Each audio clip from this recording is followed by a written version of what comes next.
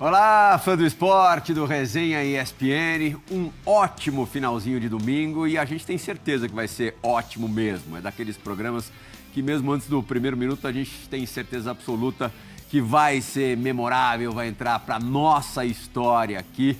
Mais um convidado melhor do mundo. Tivemos a presença dos dois Ronaldos, do Romário e hoje será o Ricardo pelas próximas 2 horas. O grandíssimo Kaká. E aí, antes de eu cumprimentar o Kaká, vou fazer um relato de jornalista esportivo. A gente muitas vezes seguia para saber se está ficando velho ou não. Nossos parâmetros são os jogadores, claro, jogadores bem-sucedidos, que tiveram uma carreira de sucesso, que a gente acompanha desde ali no finalzinho da base, da transição para o time profissional, vê brilhar, arrebentar e, claro, não necessariamente tornando-se melhor do mundo como o Kaká. Mas o Kaká é o meu exemplo, é o meu parâmetro de que eu estou ficando velho. Porque eu me lembro, a primeira vista, o meu primeiro contato com o Kaká foi uma semifinal de Copa São Paulo em 2001, 18 anos atrás, uma semifinal no estádio Bruno José Daniel, aqui pertinho, em Santo André, contra o Primavera de Indaiatuba. O Kaká entrou durante o jogo e fez o gol da classificação do São Paulo para a final. Outra imagem para mim recorrente, que eu sempre me lembro e com muita felicidade, foi alguns anos depois do Mundial de 2006, 5 anos depois, nem tanto tempo assim, né? Na estreia do Brasil contra a Croácia, num estádio fabuloso, maravilhoso, o Olímpico de Berlim, um dos mais bonitos que eu já vi. Era um entardecer também proporcional, estádio lindíssimo. E o Kaká, a gente até viu no clipe de abertura, fez um gol de curva no goleiro croata, um dos grandes gols da carreira desse sujeito, que não é especial só porque jogou muita bola, não, porque é uma pessoa e tanto. Obrigado, Kaká. Que legal que você veio nos visitar, atendeu ao nosso convite. É demais ter você aqui. É um prazer. Bom que deu certo, né? Depois de indas e vindas aí, deu certo de participar. Sempre em casa assistindo o programa e dessa vez aqui participando. Obrigado pelo convite. Vamos começar pela ala marginal aqui? Ala marginal. A ala gigantes da resenha. Responsável direto também pela vinda do Kaká hoje aqui, o nosso Fábio Luciano. E o Elano, que como aconteceu no primeiro ou segundo programa de 2018, atuou aqui como um dos nossos, com o Júlio Batista. Hoje, com um amigão do Júlio Batista, o Kaká. Como você também é super próximo do Kaká. Tem muita coisa boa pra gente entregar dele que as pessoas ainda, de repente, não saibam. Pode falar, irmão. Ainda bem que você tá com essa voz. Ainda bem que tá com essa voz pra falar. Vai conseguir entregar tudo. Agradecer, né? Porque é especial estar com vocês, o Fábio, irmão, Djalma, Sampaio, dispensa comentários. Esse cara é um grande amigo, um cara que eu admiro demais. Player, obrigado. É sempre muito especial estar com vocês. Uhum. A gente sempre aqui, Kaká, separa grandes momentos dos nossos craques no resenha, dos nossos craques habituais, fixos. Hoje o Elano também vai entrar na parada e o Kaká também vai entrar na parada de um jogo não de futebol recente entre vocês, mas um jogo de fute-mesa. Olha ali. Falou. Vai dar confusão, velho. Que terminou com problemas. O que aconteceu aí, Fabião? Roubado. Vou começar pelo lance aí. Não, né? quem que é o companheiro do Elano ali que tá jogando? É o Tico. Tico monstro. Mostra o Tico ali. Tá presente aqui também. Pra gente. Tá ali Quer dar uma palavrinha aí, Tico? Quer dar uma palavrinha? Não, pô. Olha lá. Os caras viraram a mesa. Fábio fez isso? Que isso? Isso aí foi um evento que a gente foi fazer. Um evento junto com o Caio, com as crianças. Caioba Soccer Camp. E a gente jogou por 2 dias esse fute-mesa. Então, os horários que a gente tinha livre, em vez da gente ir pra piscina, a gente ficar com as esposas, com as crianças, a gente se internava nessa mesa aí. E aí criou uma baita de uma rivalidade. Mas teve outro lá em cima, hein? A gente jogou um pouco numa mesa um pouco menor, depois a gente foi pra essa maior aí e foi divertido. Lá em cima amistoso. Lá em cima amistoso e valendo. E aí valendo lá embaixo. Mas é o competitivo, Fábio? Fábio, nossa, é bom demais jogar com o Fábio. Comigo ele ainda dá uma ajuda, realmente. Aí já vi ele com o companheiro, dá umas esculachadas também. Kaká que tá sendo introduzido agora ao mundo do futevôlei. Sim, Começando a jogar aí, realmente muito legal. A gente tem um projeto de futuro aí, eu, Kaká e o Elano, Djalma também. Tenho certeza que é adepto desse projeto. Hashtag férias forever. A gente tá tentando colocar... Que inveja, hein? Colocar o Kaká. Falei, só aproveitando a oportunidade, dizer que eu tô muito feliz realmente de receber o Kaká aqui. Porque que a gente sabe da agenda dele, os compromissos que ele tem, não é fácil, né? Só dizer que na semana passada ele estava na China. É isso, estava na China e a gente ali o incomodando para que ele viesse ao programa. Eu não tive a possibilidade de jogar junto com o Kaká, né, profissionalmente, jogamos só contra. E aí depois ele teve a história dele na Europa também. Então, assim, foram poucas vezes que a gente se enfrentou. Mas é um cara que, na minha pós-carreira, dos caras que eu mais fiquei impressionado, assim. Porque tudo aquilo que a gente via dele é o que ele realmente é, né? A pessoa, pai de família, um cara super correto. A gente vai tentar mostrar um outro lado dele aqui também, né? Que é um lado brincalhão, um lado que pega no pé. E assim, para mim é uma grande honra, porque foi um amigo que eu fiz. Eu tinha como rival de profissão, assim como o Elano também, que já é de casa. Mas eram rivais de profissão realmente. E aí poder ter esses caras aí como amigos mesmo, a gente se fala todos os dias, a gente brinca todos os dias. Quando a gente tem a possibilidade de estar junto, a gente consegue se encontrar. Então é uma grande honra para mim estar recebendo o Elano, que é de casa, e o Kaká por estar aqui com a gente. Djalma Sampaio é um programa democrático hoje, né? Representante dos times paulistas, pra gente ficar só nos paulistas. Corinthians. Do mundo. Do mundo agora. São Paulo, Palmeiras, Santos e Palmeiras, lógico. E o Djalminha. Deixa eu apresentar o Guarani. Agora no Bocha da Ponte. Amoroso sumiu, Djalma. Sampaio, você enfrentou o Kaká uma única vez? Que eu me lembre, sim. Corinthians e São Paulo. Se não me engano, foi em Prudente. Em São José do Rio Preto, não foi? 1-1. Olha lá, ó. Kaká fez esse gol aí, ó. Como se fosse uma tacada de bilhar, né? Só tirada dele, né? Aí eu já tava também queimando óleo, já não tava aquele Sampaio. E ele novinho, zerado. Não, mas assim como o Fábio, é um prazer estar aqui com o Elano, com o Kaká, né? Assim, pessoas que a gente é de uma geração, a gente passou o bastão para eles, né? E sem dúvida, não só na parte desportiva, mas também o caráter, né? O legado que atletas como esses acabam deixando para essa nova geração, né? A gente entende que o sucesso no futebol, acho que em qualquer carreira, está muito atrelado ao homem que você é, né? Então, além das brincadeiras, assim, né? De estar junto, desse estar junto, a gente consegue, né, passar esse bastão para representantes assim que dentro e fora de campo marcaram época. Tá confortável, João? Tô adorando. Agora pode ficar 2, 3 horas de programa. Não sei se vocês prepararam fazer o esporte, mas nós trocamos as cadeiras do resenha. Reclinável e tudo. Que beleza. João, palmas ao Kaká, né? Um convidado como esse merecia a cadeira nova. Agora, vamos deixar pra semana que vem também a cadeira. A cadeira fica. Então tá bom. Então tá ótimo. A cadeira antiga não é uma lembrança agradável para você, mas em confrontos com o Kaká, 2 jogões, 2003, 2004 Champions League, La Coruña versus Super Milan, você se deu bem. É verdade. Eles falam que até hoje o pessoal lá em Milão não acredita, né, que aconteceu isso, que foi realmente... Eu acho que nem a gente esperava, na Primeiro verdade. Primeiro jogo 4-1 pro Milan, o Kaká arrebentou com o jogo. Foi. E na volta deu uma surpresa que ninguém esperava. Se eu não me engano, o Milan até essa fase tinha levado 2 gols, eu acho, na Champions toda. E a gente tinha que ganhar de 3-0. E aconteceu. Ganhamos até demais. Ganhamos 4-0 no jogo de volta lá em Corunha. Eu estava até essa semana com o Serginho lá no Rio. E o Serginho falava isso, que até hoje uma derrota que mais doeu, que mais marcou. Remói, porque realmente na época o Milan... era um timaço, né? Nosso time era muito bom, mas o Milan era o melhor time, se fosse ver até mesmo do que o Porto, que foi campeão da Champions, foi o Mônaco para a final, e eles não esperavam essa remontada, né? Principalmente depois do 4-1 lá em Milão. Daquelas coisas, Kaká, que só o futebol é capaz de explicar? Só o futebol é capaz de explicar. Tudo isso que o Djalma contou é o que vivia lá em Milão realmente. 4-1 era uma quarta de final, eu acho.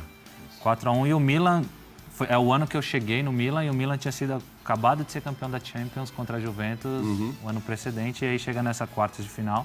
4-1 o jogo de ida no San Siro e a volta 3-0 no primeiro tempo. No primeiro tempo os caras já tinham feito 3 gols e aí já tinham levado. Antes do programa, né, Djalma, tentava não comparar, porque realmente os elencos, os times eram incomparáveis, mas o que...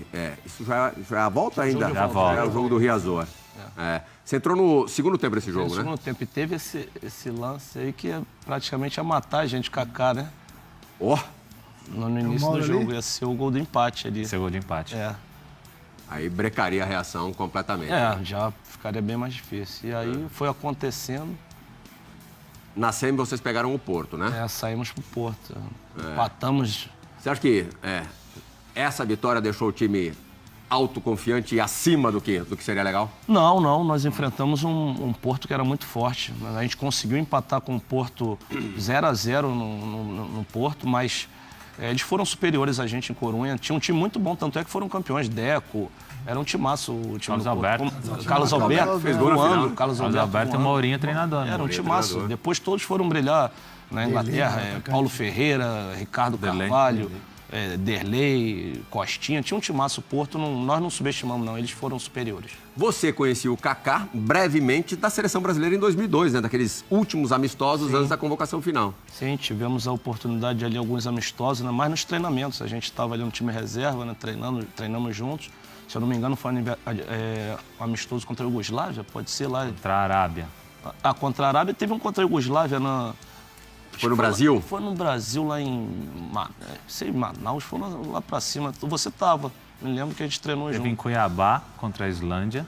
Teve um contra a Iugoslávia, foi 2-1, acho que eles fizeram 1-0, nós viramos pra 2-1. A gente tava no banco. Eu acho que você tava. E coincidimos no jogo com a Arábia também, né? No amistoso contra a Arábia. 1-0, gol de falta do Djalma. Exatamente. Eu lembro desse gol. Olha lá. Aí foi exatamente nesse período. Aí são os treinos pro jogo contra a Islândia, é isso? Aí é o jogo da Islândia. Esse o aí, gol, ó, né? Cuiabá, O primeiro gol pela Seleção Brasileira é esse, Kaká. Primeiro gol. Mas desde jovem a gente já via, né, todo o futuro que ele ia ter pela frente. E é uma alegria a gente também estar recebendo aí, porque um dos últimos, né, que ganharam a bola de ouro, que representou tão bem o futebol brasileiro. Foi que, o último, da antes época, do Cristiano e Messi, né? Da época que nós tínhamos os melhores jogadores do mundo. Sem dúvida. Eu pleguei no São Paulo e Santos, né? Na fase que ele... Aquela ascensão de... Ele fez os 2 gols na final da São Paulo e Botafogo, né? E eu peguei essa fase toda, Santos e São Paulo, né? O teu primeiro jogo no profissional foi contra o Santos, não foi? Não, meu primeiro jogo no profissional foi contra o Botafogo, mas não aquela final. Ainda pelo Rio-São Paulo, fase de classificação. Acho que foi 1-1 no Morumbi, jogo horrível. Grandes assim, jogos, assim, foram Meu jogos primeiro- contra, né? Santos e São Paulo, grandes embates, assim, legal pra caramba. Me lembro de Meu um primeiro Sansão- gol como profissional foi Foi contra contra o o Santos, então a minha confusão foi exatamente Contra o essa. Santos Essa vaga que o Kaká pegou em 2002 é aquela que a gente sempre fala, né, Fábio? Que foi disputada por Alex, o nosso Alex, que está na Europa, vai ficar ausente ainda no próximo domingo, volta daqui a 2 domingos ao Resenha, em Paris. Tô vendo, tô acompanhando ele pelo Instagram, sabe? Ele. Por você e pelo Kaká. Você acha que você deu uma colaborada pro Kaká ir para... Não. Pelo contrário. Eu sempre falo que a competição era muito grande, então o Filipão fez as suas escolhas e eu acho assim, se ele quisesse me escolher, escolheria. Eu acho que o Kaká foi por todos os méritos. A porque justificativa merecia. de ter sido por causa do problema com o Irureta é furada pra você? Isso aí ele falou pra ficar bem, né? Pra não ficar mal. Mas se ele quisesse, ele levava. Daqui a pouquinho, dia 14, né? A gente vai ter a convocação final para o Mundial da Rússia. Kaká, eu queria que você voltasse 16 anos e se lembrasse do dia que teu nome estava lá na relação para Coreia e Japão. Assim, 3 dias antes começa essa... Eu estava sendo convocado porque nesse período podiam fazer amistosos no Brasil, mas só com jogadores que atuavam aqui, não podia ser com jogadores que atuavam fora. Então teve o amistoso contra a Bolívia, em Goiânia, teve esse contra a Islândia em Cuiabá, teve esse da Arábia, o Djalma foi o único que atuava fora, foi o Djalma, que o Filipão queria dar uma olhada nele e tal. E aí depois teve um antes da Copa, que foi contra Portugal, que aí já podia convocar todo mundo. Esse foi o único que eu não fui nesse período de pré-Copa. E aí fica aquela, será que eu tô, será que eu não tô? E vai vivendo esse período de pré-convocação até o dia da convocação. Convocação acontece numa segunda-feira também. No final de semana a gente tem, se eu não me engano, uma semifinal, uma final contra o Corinthians. E aí, na sexta-feira, o Filipão ligou pro Belletti.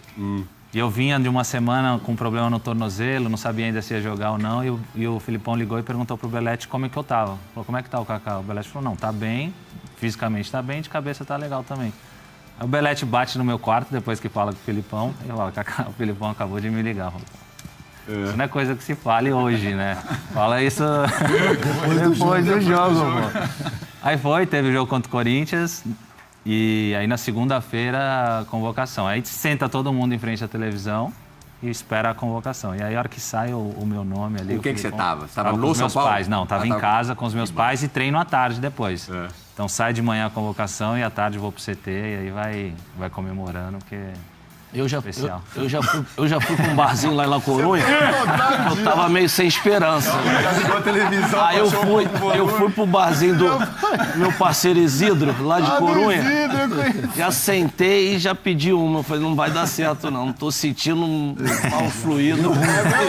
Ninguém me ligou. O telefone não tocou. Eu tinha que ficar perto do Belletti, O telefone sempre toca. Como o Kaká falou, o telefone sempre toca. Como é que tá? Não vai falar que tá convocado, mas já dá aquele aviso, né? Um dia antes, ninguém falou nada, não tocou nada. Eu falei, já era. Aí fiquei lá, quando saiu, eu falei, desce outra. E aí acabou. Foi mesmo, foi verdade. Um dia antes, ninguém ligou. Era o segundo ano de profissional, né? Do Kaká, 2002, quer dizer, uma convocação super precoce. E muita gente comparou com algumas anteriores de jogadores que são muito promissores ainda não são exatamente uma realidade, mas já pensando na Copa seguinte. O Bismarck, né? Foi assim na Copa de 90, acabou não indo à Copa de 94, acabou, enfim, a coisa não acontecendo como se imaginava.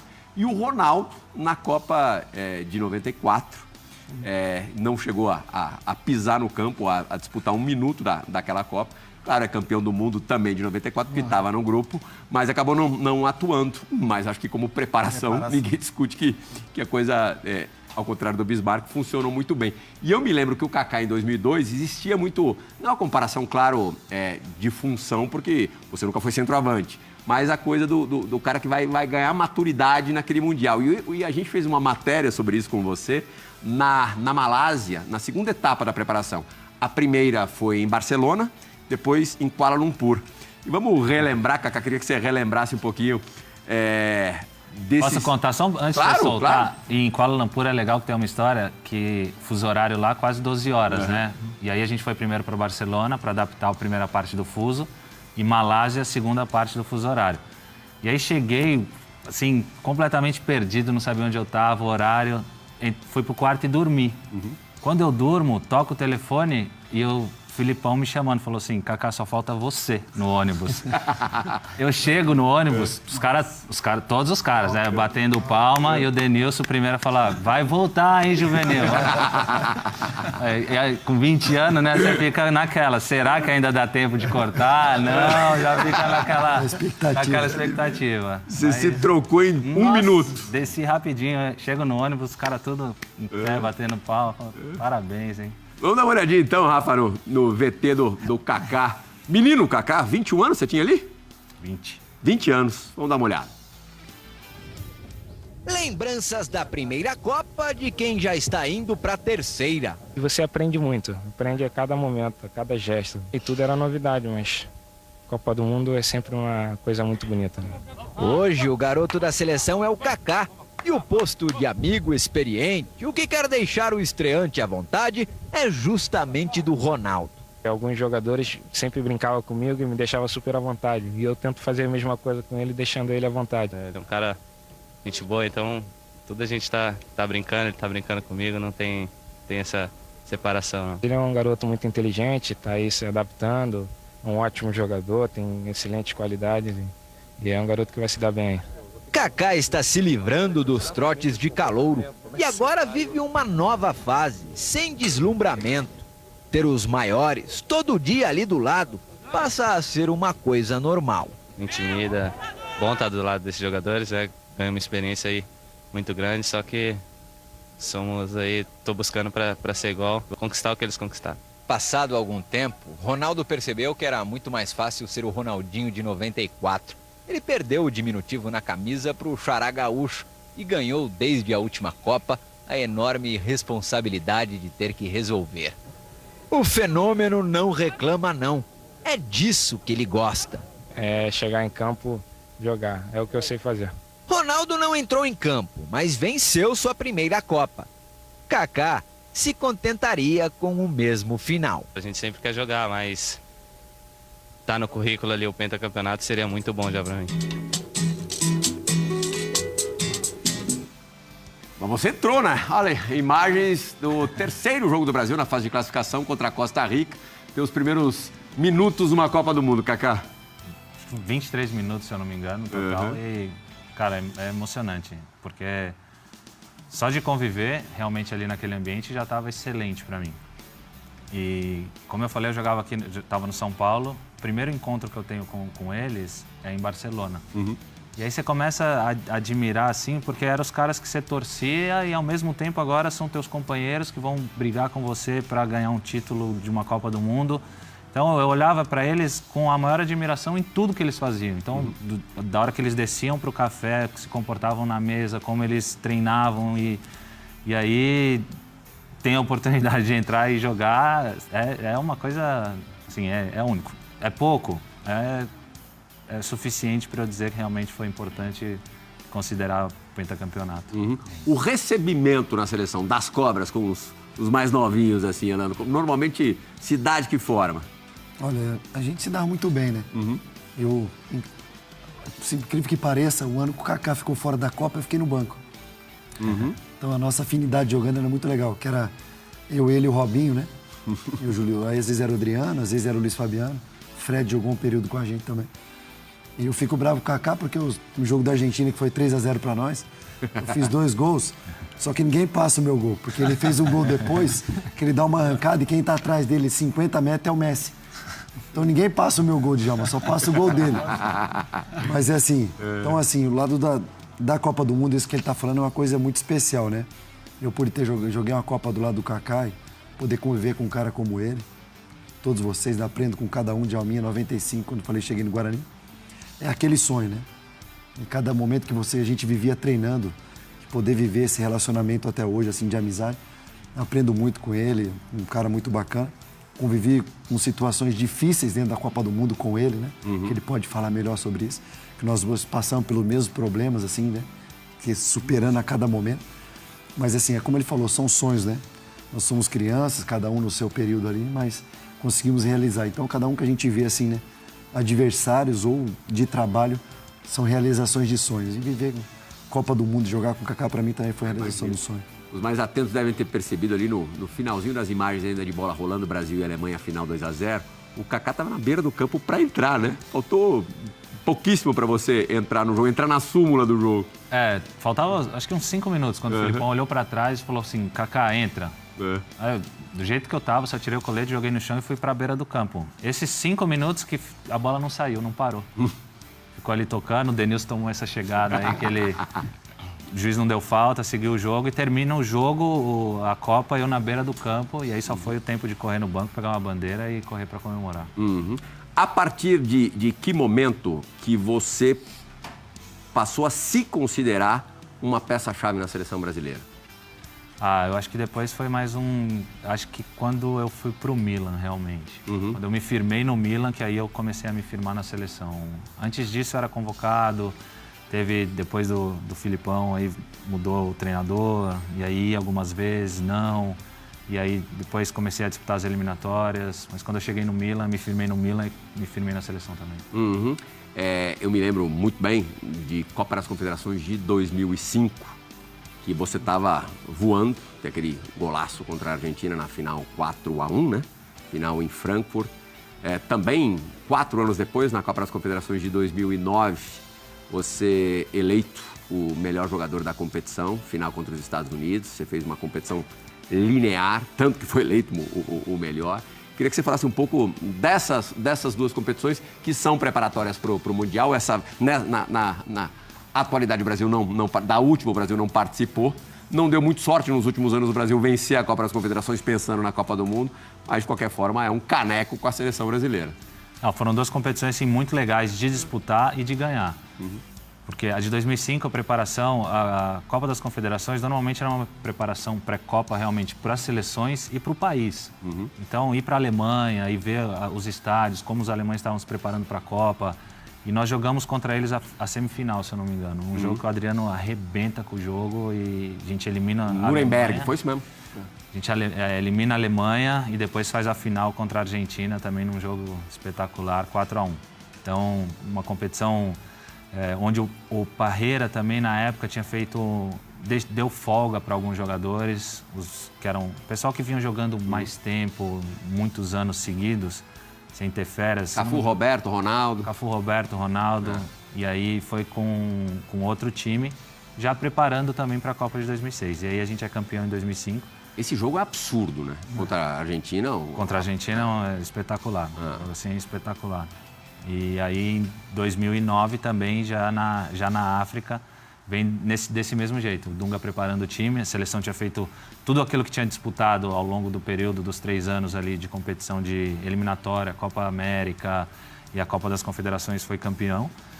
E aí a gente preparando para a Copa. E nessa de 2009 também, a gente pega a seleção anfitriã, que é a África do Sul, num jogo muito difícil. Semifinal. Gol do Daniel Alves de falta, um golaço. E aí faz a final contra os Estados Unidos, também uma final espetacular, porque assim, ninguém contava que os Estados Unidos ia chegar na final. 2-0 para eles no primeiro tempo, no segundo tempo a gente vira 3-2. E aí o último gol, Elano, escanteio, o gol do Lúcio de cabeça. E aí vem todo mundo comemorar com o Elano aqui no escanteio. Eu achei que não ia. Eu de joelho. Vem todo mundo. E aí, assim, são competições realmente muito boas de se lembrar, porque difíceis, momentos completamente distintos e que ficam marcados pela conquista. Você e o Luiz, nessa competição que a gente está vendo aí, Copa das Confederações de 2009, fisicamente estavam não sei se na plenitude, mas estavam muito bem, né? O meu período, assim, fisicamente foi até 2000, posso dizer até 2009, que 2008 eu tive minha primeira cirurgia de menisco no joelho, mas até aí tudo bem. Depois começa a ter, o joelho começa a... Esse aí, o gol, olha o Elano comemorando. Vê se aparece o Elano comemorando. Aqui cobrança de escanteio, hein? Ele ou não? Vai aparecer ele de joelhinho assim. Eu cruzo a bola. Sabe quando sai o gol, você ajoelha e abre os braços? Acho que vai todo mundo vir correndo pro seu lado. Só que os caras começam a ir pro outro lado. Aí eu começo a ir do joelho.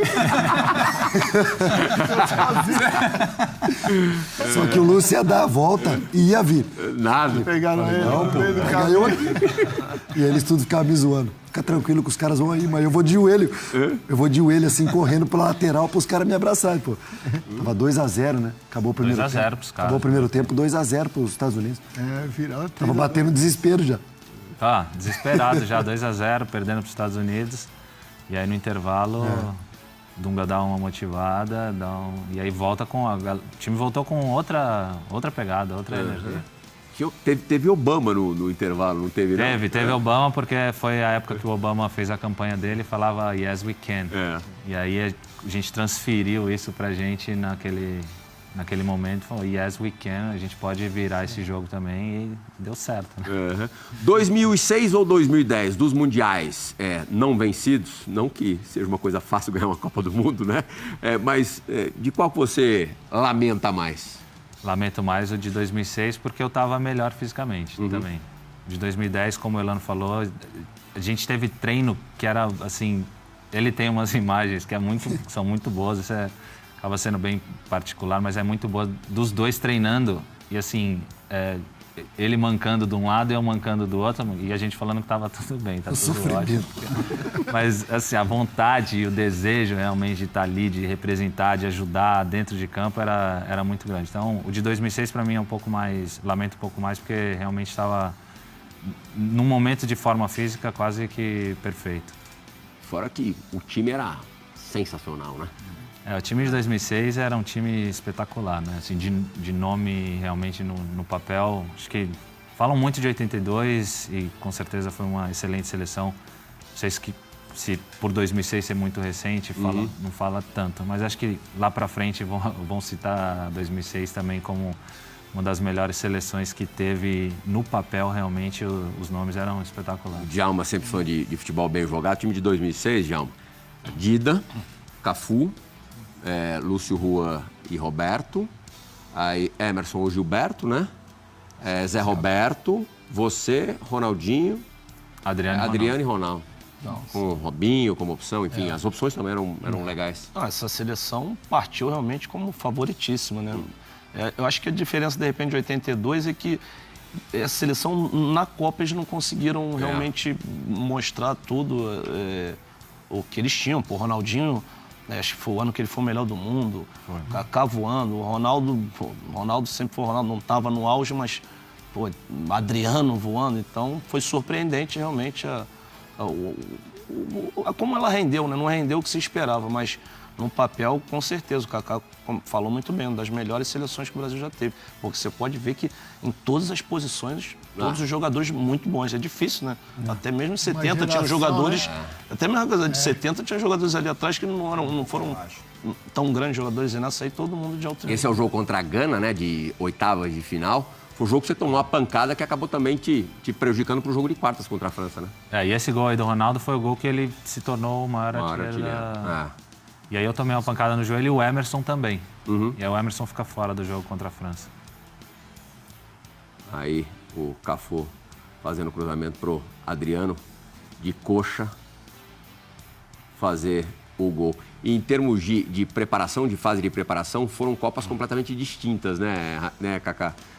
A de 2006 super aberta, talvez até demais, e a de 2010 super preservada. Isso é muito difícil de você falar com relação à escolha de treinador. O treinador, ele tem que fazer uma escolha nesse momento. Assim, eu acredito nisso e vou fazer dessa forma.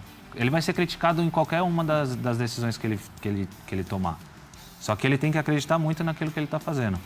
Então, a de 2006 realmente era muito aberta.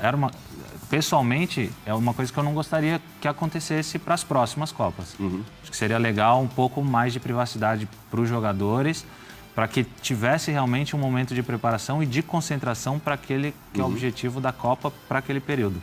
Em 2010 tinha essa parte mais externa com vocês. Dentro da concentração a gente tinha uma liberdade muito grande, até com familiares que iam lá visitar quase que diariamente. Quem estava lá podia visitar, filhos, esposas, pais, enfim.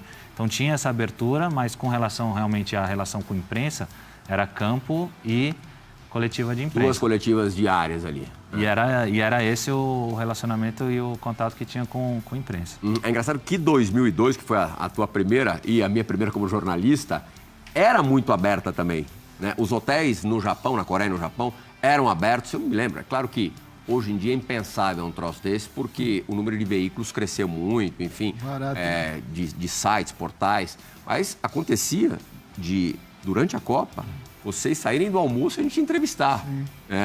E ganhou, quer dizer, não existe forma. Né? Exatamente, não tem a receita e conforme foi mudando, assim, época, até mesmo que você falou de veículo, hoje tem muito blog, né? Hoje todo mundo é jornalista, hoje todo mundo gera conteúdo. Então, hoje é impossível o jogador da seleção descer na recepção. Esquece. Porque todo mundo que está ali gera um conteúdo, o cara já desce se preservando, ou não desce, que é o que acontece.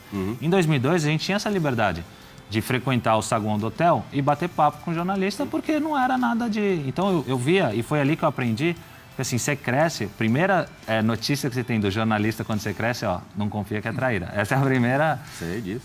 Até você entender que não é assim, que você pode... Tem muita gente boa e legal, e você pode ser amigo de muitos jornalistas. Então, eu via o Ronaldo, o Roberto, o Rivaldo. O Rivaldo menos, que o Rivaldo sempre foi... Fechadão. O bicho do mato. Rivaldo, Dida, esses aí realmente eram sempre muito discretos e continuam até hoje. Mas vi muita gente, e os caras conversando com o jornalista e assim, batendo papo e brincando. Eu falei, pô, tem alguma coisa aqui daquilo que eu cresci aprendendo que não bate muito. E aí fui vendo que realmente dava para ter esse relacionamento. Só que hoje realmente é quase impossível isso. Uma coisa muito típica do Brasil, a gente já viu inúmeras vezes, quando acaba uma Copa do Mundo, estou falando no futebol, acaba uma Copa do Mundo que o Brasil não venceu, você começa a trajetória da Copa seguinte com uma estratégia oposta à que vinha sendo feita. Sim. Você, Ronaldinho, no início do Dunga, eu sei que depois você teve um relacionamento muito legal com o Dunga, mas vocês começaram. Esse jogo que o Elano já falou, contra a Argentina, no estádio do Arsenal, no Emirates, o Kaká iniciou no banco, né? Não, no começo, quando o Dunga entra, nem convocado eu era. Eu e o Ronaldinho, a gente não ia para as convocações. E aí o Ronaldinho começou a ser convocado, depois eu comecei a ser convocado no banco até ir ganhando o espaço. Mas aí, os gols. Olha lá os teus gols. Olha lá que a gente não mostra. Obrigado, Plihá.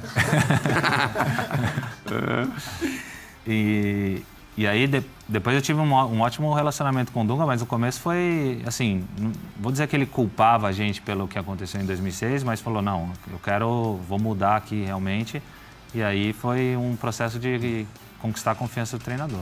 Mas eu me lembro até, nesse período, você falando que não gostaria que a coisa fosse vista dessa forma, como uma represália aos caras, porque os caras não ganharam a Copa do Mundo, isso não existe. Olha o gol. Rápido, hein, velho? Absurdo. Esse cara correndo atrás é o Lionel Messi, tá? Existiu. E o cara dentro do gol agora? Esse na tua prateleira ocupa que colocação no teu ranking, Kaká? Está top 5, né? Tá entre os 5. O mais engraçado é os caras pulando dentro do campo pra comemorar o gol. Se a comemoração for até o final, passa um cara na Os caras pulando, os caras da arquibancada, os caras pulam e entra tudo pra dentro do campo. Pra comemorar esse gol, né? Então, assim, são momentos que é legal demais, assim, que o convívio nosso na seleção, e como ele mesmo diz, o problema de 2010 se teve muito fechado, aparentemente, por causa de 2006. Então, o cara treinador tem a sua particularidade. Mas pra gente que jogava, era muito bacana. A gente tinha um relacionamento com todos os nossos familiares, amigos. A gente ficava 2 da manhã ali jogando videogame, todo mundo com a gente, então era bacana. É que tem esse peso, né? E a gente no frio lá fora, tem esse boletim. Não, mas é até legal eles colocarem isso, né? Porque peso, o que sempre passa é uma imagem de um Dunga que não abre nada, que é fechado, mas assim, eu convivi com ele em outros momentos e assim, ele é um cara sensacional. Né? Não, é batata. Os caras que conviveram com o Dunga, quase todos falam bem dele. Ele me tirou lá da Ucrânia, pô. Bom demais, cara, gente boa. Eu fui pra Copa por ele também. Eu quando saí do Palmeiras pro Japão, meio que dei adeus à seleção, né? Então não era como hoje. E ele foi peça fundamental. O Mauro machucou, o Flávio acho que tinha saído, o Flávio Conceição. E aí eu fui pra Copa das Confederações, foi isso mesmo, na Arábia Saudita. Mas assim, eu quando vou pro Japão, falei, pô, 90, não fui, 94, o Palmeiras ganhava tudo, não fui. Falei, agora meio que larguei, né? Falei, pô, vou ganhar meu dinheiro. Esse negócio de seleção não vai virar, vou pegar nenhuma coisa nem outra. Mas aí depois, e o Dunga teve papel, porque ele estava no Japão também, e eu tenho o maior respeito por ele. Você fez uma copaça. 3 gols na Copa do Mundo, Elano. Ele não fez 2 na Copa da África do Sul. 2 jogos, 2 gols. Para vocês, esse Mundial foi, imagino que uma montanha-russa assim, de sensações, de emoções. O Kaká teve até uma coisa raríssima na carreira dele, até expulsão contra a Costa do Marfim. E você, debilitado fisicamente, eu conheço especialista que já declarou publicamente que você fez milagre para jogar aquela Copa, porque você tinha dificuldade para dobrar uma das pernas. Eu não sei se esse é um pouco de exagero, mas você pode dizer melhor. Não, meu joelho estava muito, muito ruim para aquela Copa. E estava com um problema de quadril sério também. Então foi, para mim, uma Copa muito especial exatamente por isso, pelo sacrifício eu sei o sacrifício que eu fiz para estar ali. Claro que para o jogador, depois que ele entra em campo, ninguém quer saber. E isso para fora, e tá valendo. Depois que você entende como funciona, e tá ok. Mas pessoalmente, assim, na minha consciência, é muito bom para mim aquele Mundial. E assim, teve um dia que acabou um treino, eu entrei no ônibus e desabei, assim. Falei, não tenho condições de jogar. Não dá. E aí ver o apoio de todos eles, falar, calma, vai um dia de cada vez e a gente vai te ajudando, a gente vai superando. E aí aquilo foi me dando tranquilidade. Rosan, o Dr. Runco foram assim, fundamentais naquele período na minha carreira, assim, de ajudar também, de dar uma palavra de consolo, de motivação. Falar assim, calma, a gente vai dar um jeito, pensa aqui, depois você pensa. O que te levou às lágrimas na volta. Foi a dor ou a impossibilidade de realizar alguns movimentos? Os dois. Porque eu sentia muita dor e aquela dor me limitava nos movimentos. Então, principalmente com relação à arrancada, fazer os movimentos que eram muito comuns para mim, de dinâmica de jogo, de me movimentar, de fazer as jogadas que eu era acostumado a fazer. E aí, as lágrimas eram por essa impossibilidade. E você sai extenuado desse jogo contra a Holanda, o jogo da eliminação. E a gente comentou isso, né, Elano, com o Júlio aqui no comecinho do ano. Aquela bola do final do primeiro tempo que o goleiro pega de ponta de dedo. Ali era o 2-0. E na minha cabeça, claro, óbvio que pode ser um palpite errado meu, equivocado meu. Mas o Brasil dificilmente perderia aquela Copa. Enfrentaria. Com 2-0, convenhamos que era difícil da Holanda empatar o jogo, né? Não, com certeza. O Brasil pegaria o Uruguai na semifinal, tinha tudo para passar.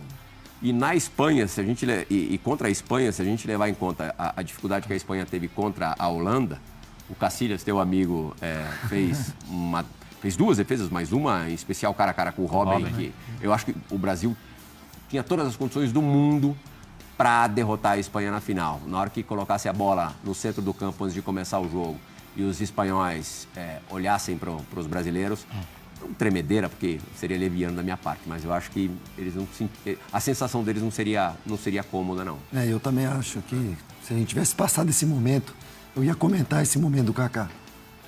Foi difícil demais. E quando ele senta, a gente ficava atrás, no banco de trás, ele, a galera, Daniel Alves, Júlio, Robinho, né? Robinho com o seu cavaquinho, sempre ele brincando, queima os instrumentos, a gente cantava, né? Eu aguentava o Robinho 6 horas da manhã, 10 horas da noite, com o cavaquinho o dia inteiro. Falou, Robinho, pelo amor de Deus, corta as cordas. E o Júlio querendo afinar o banjo o dia inteiro. Hoje dá um tempo, pô. Aí o Kaká entrou e sentou. E aí nós ficamos muito olhando pra ele, a gente sempre brinca muito, né? O Kaká, ele... Antes de acontecer o falecimento do Michael Jackson, o Kaká já sabia. O Kaká sabe o que acontece no mundo inteiro.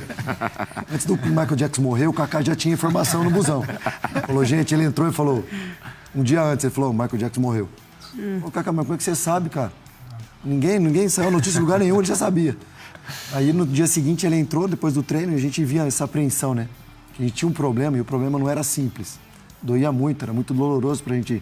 Eu via, a gente atrasava o treino às vezes para esperar ele recuperar, para fazer o seu aquecimento, para fazer a sua preparação para conseguir treinar. Essa angústia explica essa expulsão, Kaká? Não, essa expulsão acho que não foi justa.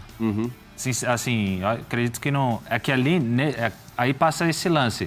Antes dele, eu tenho na frente do nosso banco tem um embolo, que vem o Drogba, tava junto e vem ali na... E aí eu tomo amarelo no embolo e logo depois, esse lance logo depois... E aí, eu acho que é mais pelo contexto geral que eu acabo sendo expulso. O Keita, eu acho. Foi. O Keita, um atacante do Galatasaray. Ele vem na minha direção e aí, do jeito que ele vem, eu viro de costas e ele trombando já cai e aí o juiz já vem sem ver e já expulsa. Então, acho que foi mais pelo contexto da confusão que teve antes. Pro Elano, a lembrança desse jogo é a pior possível, porque foi o jogo que você se machucou, você estava fazendo uma Copa muito boa. Acho que para o Brasil também foi um prejuízo e tanto. Você leva uma entrada muito forte e deixa a Copa do Mundo. Foi uma dose de vontade a mais. 3-0 não precisava, né? Vamos pensar assim. Mas é que era muito de mim isso aí. Eu não conseguia ver a bola ali e não ir, né? Então eu queria mais fazer um passe pro Michael. Então o cara, eu acho que ele foi um pouco maldoso na parte dele. Foi assim o jogo todo, até a expulsão do Kaká. Foi decorrente dessas entradas violentas. Então, as confusões aconteceram. O Fábio gosta desse tipo de jogo. Então, pra mim foi um pouco prejudicial. Vai que é tua. O Fábio gosta, toca assim, né? Tocando a sirene do Fábio Luciano. Piscando a luz. Chegou a hora da dividida do Resenha ESPN.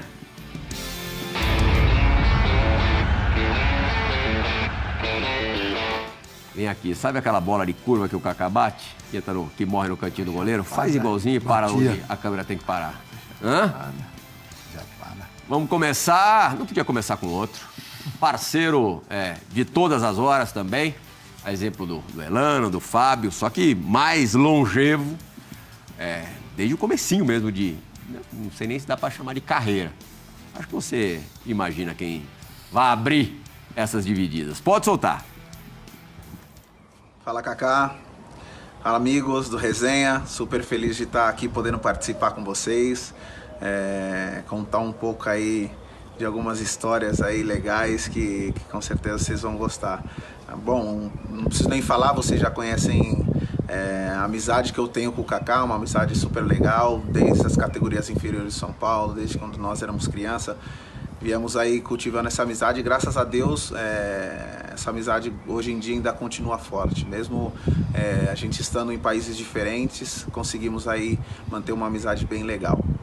E como programa de resenha, Kaká, queria que você contasse aquela resenha no São Paulo, quando a gente jogava lá.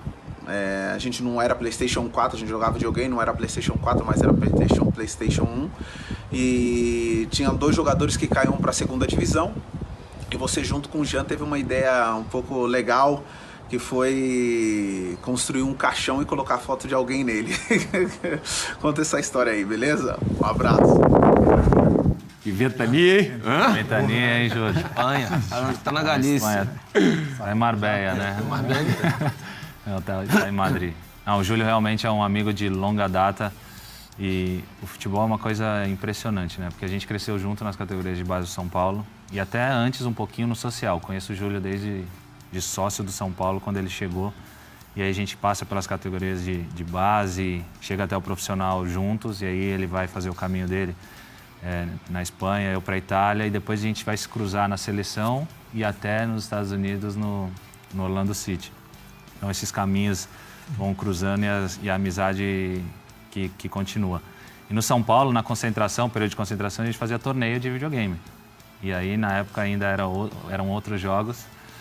E é legal porque eram jogos que o melhor time era o que corria mais. Então a gente pegava o Brasil, botava o Roberto Carlos na frente, numa ponta, Ronaldo na outra, cortava para dentro e batia. E aí ficava essa competição. O Brasil era um grande time, Nigéria era outro, que tinha os menininhos lá correndo pra caramba.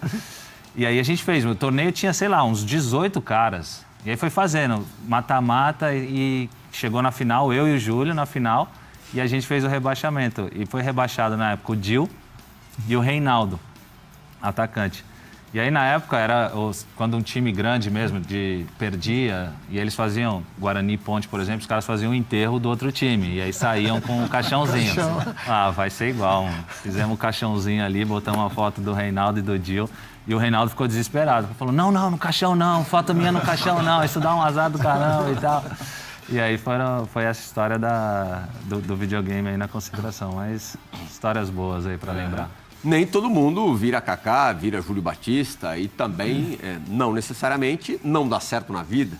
Vou mostrar um outro companheiro seu desse período, de social do São Paulo, que eu fiz a matéria, a reportagem que a gente vai colocar um trecho agora no ar, exatamente no dia que você ganhou o prêmio de melhor do mundo, em 2007, 11 anos atrás.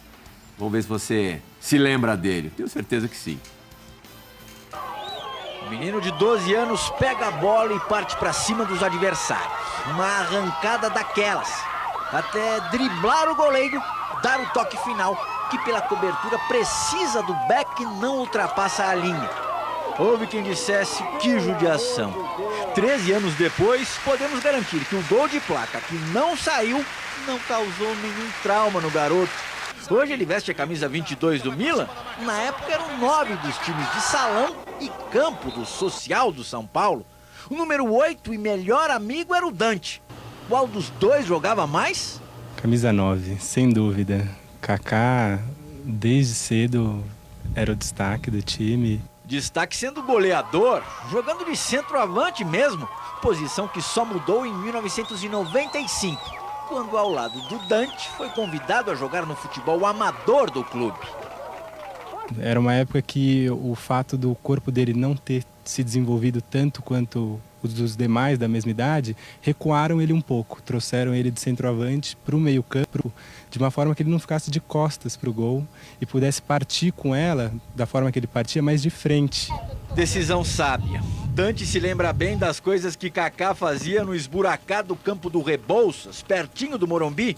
Se lembra bem de como Kaká levava a sério o que para os outros era no máximo um sonho, uma possibilidade distante. Eu me lembro na época que a gente jogava pela seleção dos sócios, Depois dos jogos, enquanto todos nós voltávamos ou íamos para a piscina para se divertir, muitas vezes ele voltava para casa para assistir jogos do campeonato italiano, jogos do campeonato espanhol, e com esse projeto já. Kaká não largou os estudos, mas se mudou para uma escola mais fácil.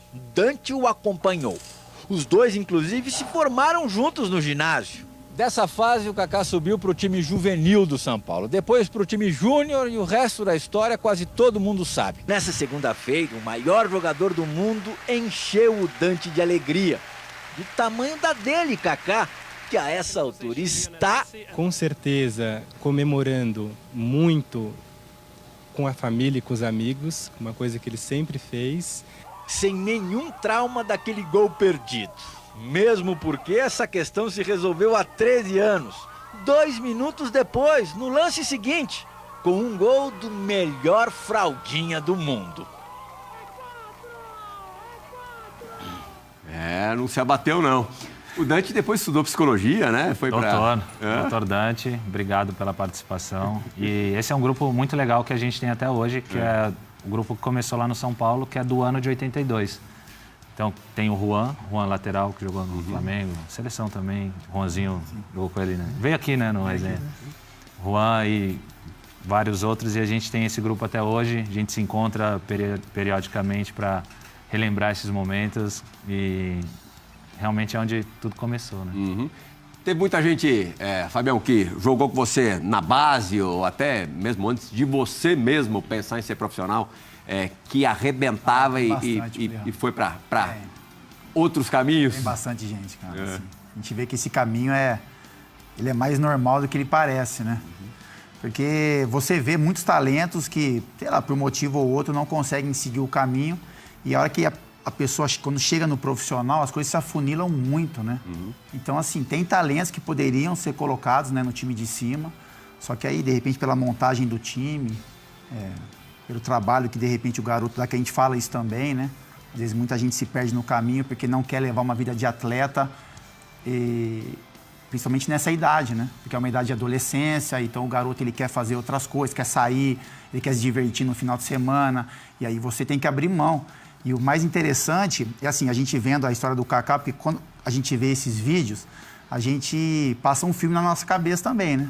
De Djalma, o César, o Elano, a gente vê essas imagens e a gente vê tudo aquilo que a gente passou. E o quanto a gente abriu mão de algumas coisas para que a gente conseguisse ser um atleta profissional. Então, às vezes, você encontra um cara lá agora, né? Nos tempos de hoje, e aí o cara vem, pô, Fábio, eu não dei certo porque... não tinha empresário na época, só que não é assim que funcionam as coisas. Dá vontade de falar, não foi por isso, você não deu certo, porque você não queria treinar direito, porque você, na hora que você tinha que estar dormindo cedo, você queria sair com seus amigos. Então, assim, lógico que tem vários motivos para um garoto não se tornar profissional, mas o garoto, ele tem muita culpa também, principalmente quando chega nessa hora que se afunila, né? E aí só ficam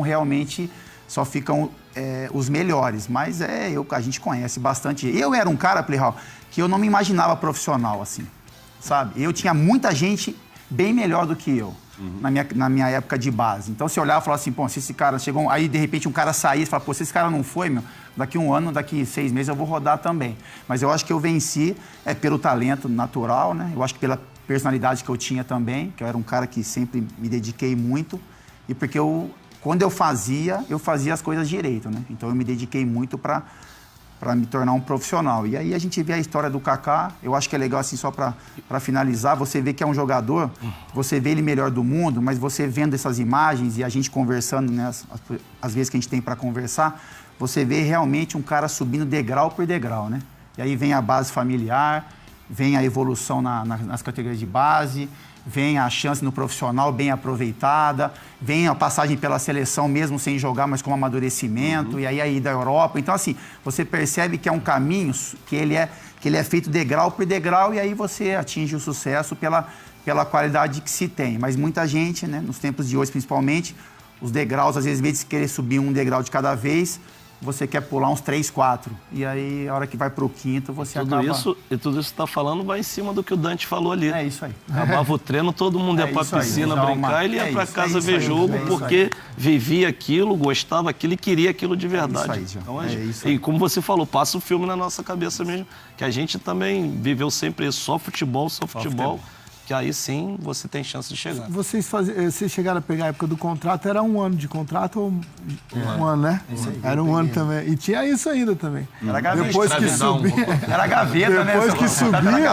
Depois que subia, era 1 ano. É isso aí. Você tem que arrebentar, né, senhora? Sampaio, mas isso é uma coisa que na minha carreira, cada um tem uma forma, né? Mas isso aí, a minha carreira ela foi sempre moldada assim, Sampaio.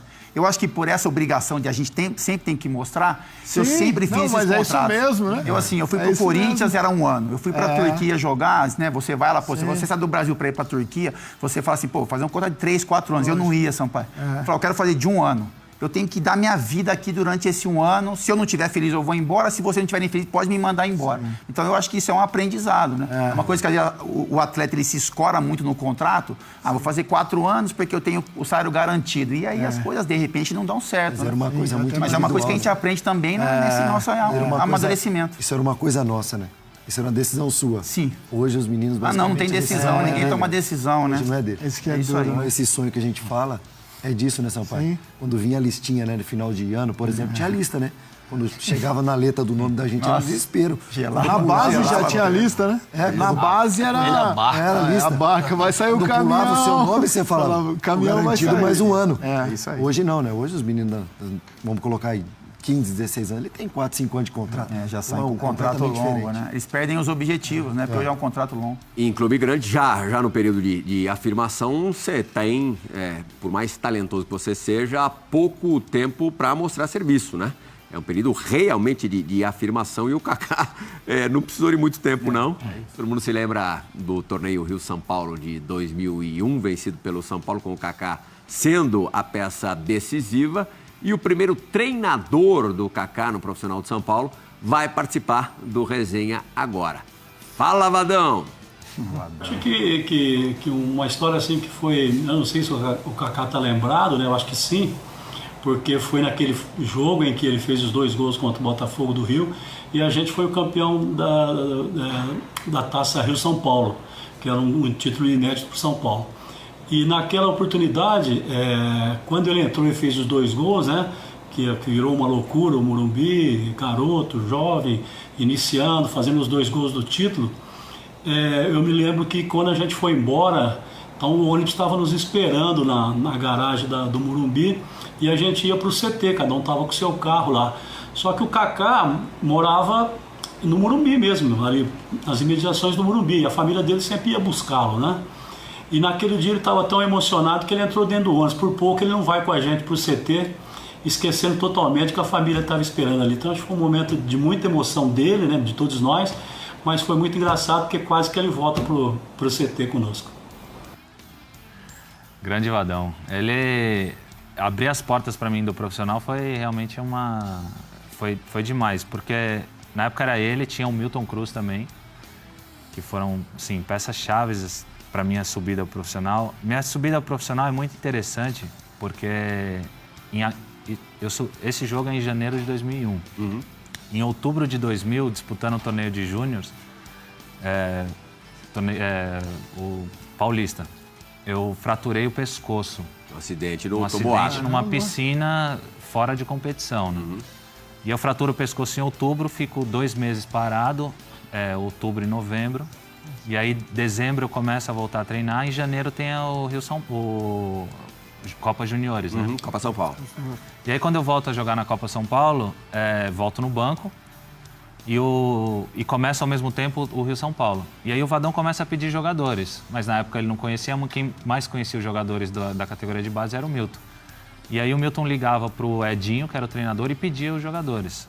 E aí o Milton ligou um dia, o pessoal do profissional, e falou, preciso de um atacante e de um meia. Aí o Edinho, que era o treinador dos juniores, falou assim, olha, um dos atacantes, na época era o Renatinho e o Oliveira, eu vou mandar um dos meus titulares e fico com o outro, consigo substituir. Só que o meu meia eu não vou mandar, porque é o capitão do meu time e eu preciso dele nesse jogo, vou mandar o reserva. E no caso, o reserva era eu naquela situação. Então, de um acidente que eu era titular dos juniores, pelo acidente vou pro banco, do banco... O titular era o Harrison? O Harrison.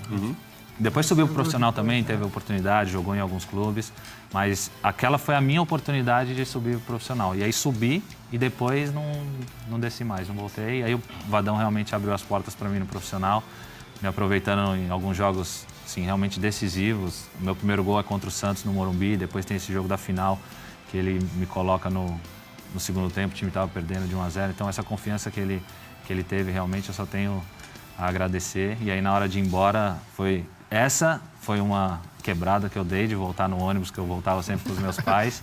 E no vestiário ali, cheio de jornalista, a imprensa entrava no vestiário na época ainda. Chega um dos jornalistas e fala, Kaká, qual o seu telefone? E eu, soltei o telefone e na hora eu olho pro fundo, o Juca tá lá assim, ó. Não, pelo amor de Deus, não. Aí eu falei, Juca, agora já foi. Ele falou, então agora você aguenta aí, porque amanhã vai estar todo mundo na porta da sua casa. Tem um cara são paulino fanático, que é muito bom de rima, não sei se você conhece.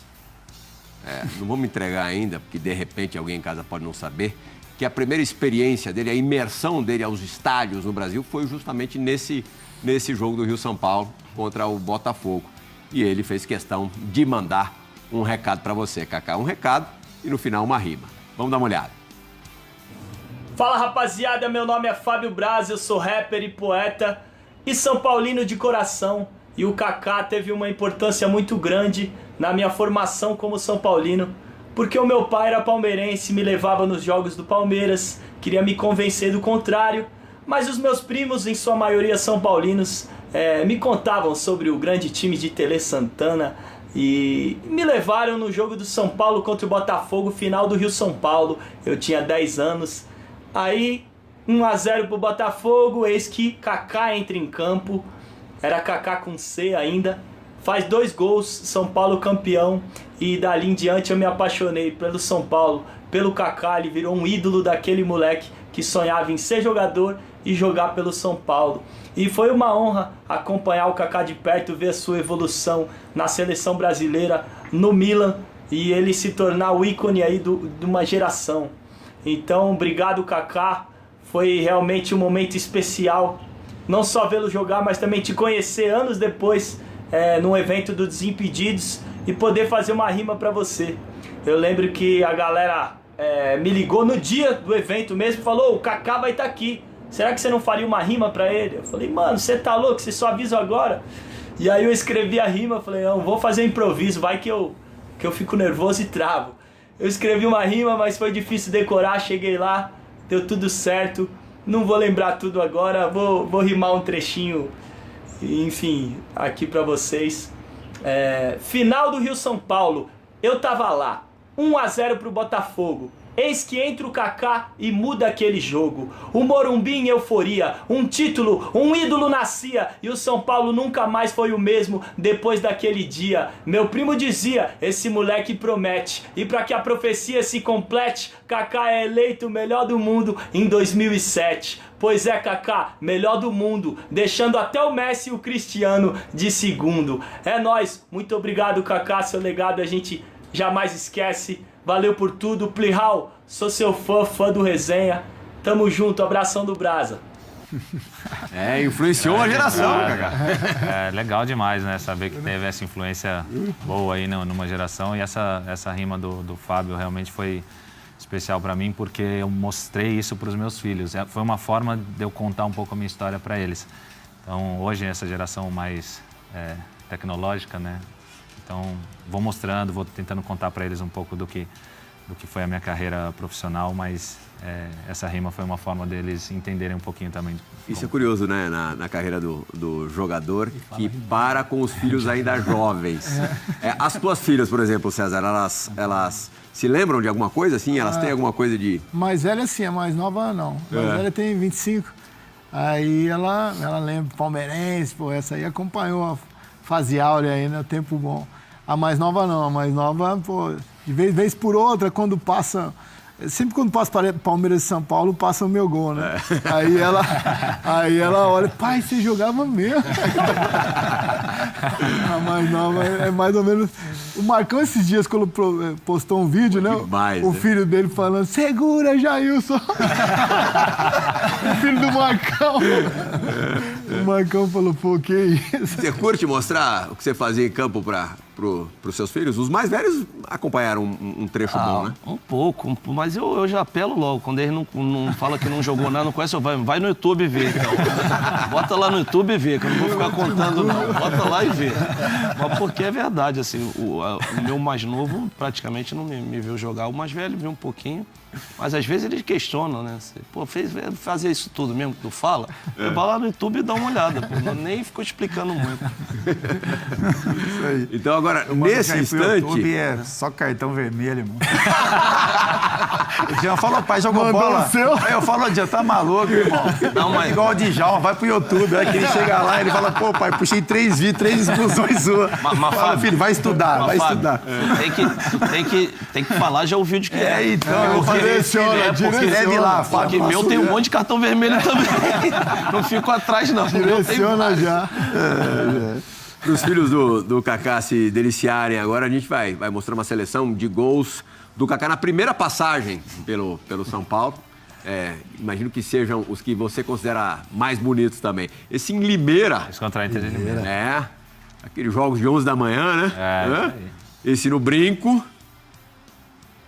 Dá pra chamar de bike, Kaká? Vamos chamar, né? Isso que a gente já mostrou contra o Corinthians do Sampaio. Deixa o Fábio aí na frente. Não, era o Scheid, pô. Não aperta não, Fábio? Não, era outro zagueiro, cara. Era o Dida no gol, usou muito o Dida essa bola aí. Contra o Flamengo, numa Copa dos Campeões, né? No Nordeste. O que você deixou no chão ali, Kaká? Amarra. Opa, então tem peso 2. Esse contra o Juventus. Juventus no Morumbi. Paulistão. Carregando todo mundo. Quero ver se passar um contra o Fenerbahçe ali.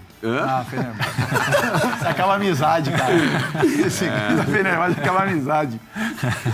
Esse é um gol de claro, força e muita... Essa finalização é técnica pura, né?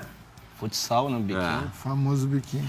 Ô, Play, acho que não vai passar só pra ilustrar esse gol aí, não vai passar, né? Se passar, eu tiro férias, vou com a Amoroso lá pra Miami. Mas teve um gol do Kaká, Milan e Fenerbahçe. Caramba, eu tinha certeza que eu ia derrubar ele. Tinha certeza. Eu falei, pô, gente, essa velocidade que ele tá, eu só vou encostar nele, né? Dar um desequilibrar. O Play, ele passa. Parece que eu nem encostei nele. A gente, até o final do programa, a gente tem mais uma hora. Vai encontrar a mãe do capitão, meu irmão. Vai arrumar um inimigo pra sua vida. Esse vídeo já deu confusão, esse vídeo já deu... A gente tem um grupo. Aí o Ale, que tá aqui também presente, ele foi colocar esse vídeo no Instagram dos Gigantes. Falei, irmão, você ganhou um inimigo. E 3 meses sem falar com ele. Depois desse vídeo. A afinidade de gente jogando era tão engraçado. Como eu jogava na direita, o que eu fazia? Eu tentava entrar para receber a bola, só que eu já sabia que eu não ia receber. Eu tentava limpar aquele espaço pro volante vir ali pro meu lado. Quando abria aquele corredor, meu amigo, que ele recebia aquela bola na intermediária, eu só esperava que era eu que ia finalizar, né? Kaká, quando ele arrancava... Chama o gol. Pera Chama você. Tem ele aí? Tem? 1-1 no San Siro? Isso. Não, e a gente tava fazendo um jogo... Tava 1-1 no San Siro. Aí, ó. Olha você. Aí, não, quem pagou o preço foi a placa. Eu venho correndo aqui, dou um bico na placa lá. Olha lá. A raiva que eu fiquei. A perninha tava curta, a perna. Ele é do mundo, a gente respeita. Tava curta. Não deu. Viu como os meninos são rápidos? Nós tava na agulha. Eu já falei que tava na agulha. Tinha certeza que tava na agulha. Mas a vida não é só alegria, né? Em 2002... Depois de um campeonato brasileiro da fase de classificação espetacular, São Paulo terminou vários pontos à frente do segundo colocado. Aí foi premiado enfrentando o Santos, primeiro jogo na Vila Belmiro. 3-1, né? Gol do Kaká, o gol do São Paulo. E a confirmação da classificação do Santos, o primeiro mata-mata naquele brasileiro. O Santos depois passaria por mais 2, né? Contra Grêmio na semi e contra o Corinthians na final. O Corinthians do E o Fábio também, né? Sim. Hein, Elano? O que você recorda desse período? Tem um lance engraçado também com o Paulo Almeida. Ele arranca, o Paulo Almeida segura ele pela camisa e eu tô gritando atrás, segura ele sai arrastando o Paulo Almeida. O lance do gol, bem na lateral, na frente do banco. O Paulo Almeida segura, ele arrasta o Paulo Almeida. Aí eu saio aí, olha o Paulo Almeida tentando correr atrás dele, ó. Desse lance. Teve um antes que ele segura e ele sai arrancando igual. O time do São Paulo era muito bom, esse time do São Paulo. Maço. Só que eles cometeram alguns erros que nós usamos isso aí. Alguns jogadores, tipo o Rogério, o Luiz Fabiano, deu uma entrevista na semana. Aí nós falamos o quê? Nós vamos se fechar, ninguém fala nada. Na hora que eles caírem aqui dentro, a gente pega eles. Então, assim, era um time muito jovem o nosso. E a gente era muito ofensivo. Então nós conseguimos fazer os gols, mas assim, se a gente desse brecha para eles aí nesse jogo, no Morumbi seria difícil. Então nós tivemos uma vantagem grande, porque o time do São Paulo era muito bom também. E esse campeonato é o último campeonato de mata-mata. O São Paulo, a gente termina 10 pontos na frente do segundo. E o Santos, eles classificam na última rodada, na combinação de resultado. Curitiba ganhou do Gama, o Gama ganhou do Curitiba e o Gama rebaixado lá em Brasília. E aí você vê que é outro campeonato. Aí entra o playoff, é outro campeonato. A gente já estava lá em cima e eles crescendo. E aí eles vieram e atropelam todo mundo. São Paulo, Grêmio e Corinthians na final, porque vem realmente... E é uma geração muito talentosa. Sim. Mas já vem também nesse embalo do campeonato. Se a gente falar dos times, né, Kaká? São Paulo, o Grêmio, Santos e Corinthians, que estavam nessas finais, eram times fortíssimos, assim. Aquela coisa... Os confrontos eram... Aquele instante, aquele momento era do Santos mesmo, né? A gente sentia isso, pô. A gente sentia isso. É uma coisa bacana, todos aqui conquistaram muito. Quando você chega nas finais, tem momentos, né, que você fala... O doping. Nós somos pro doping. Primeiro jogo, 2-0 pra nós. Eu e o Alex, no doping. Alex zagueiro. Alex e Fábio Luciano. Não, a gente já viu que o negócio tava feio pra gente. Já tinha assado a batata pra eles. Eu e o Alex sentado, moleque, né? O Alex novão, mais novo que eu. E sentado ele e o Guilherme ficava assim no doping. E o Guilherme atacante. Fica tranquilo, pô. Essa molecada depois no segundo jogo nós pega eles. Tentando intimidar eles. Não aguentam não, pô. Eu olhava pro Alex e falava que eu odeio esse cara. Não vai dar pra brigar. O Guilherme não vai aguentar não. Essa molecada não aguenta pressão não. Eles ficavam no doping os dois, cara, falando. O Alex, o Guilherme tomando uma cerveja. Sim. Falava assim, esses moleques não aguentam não.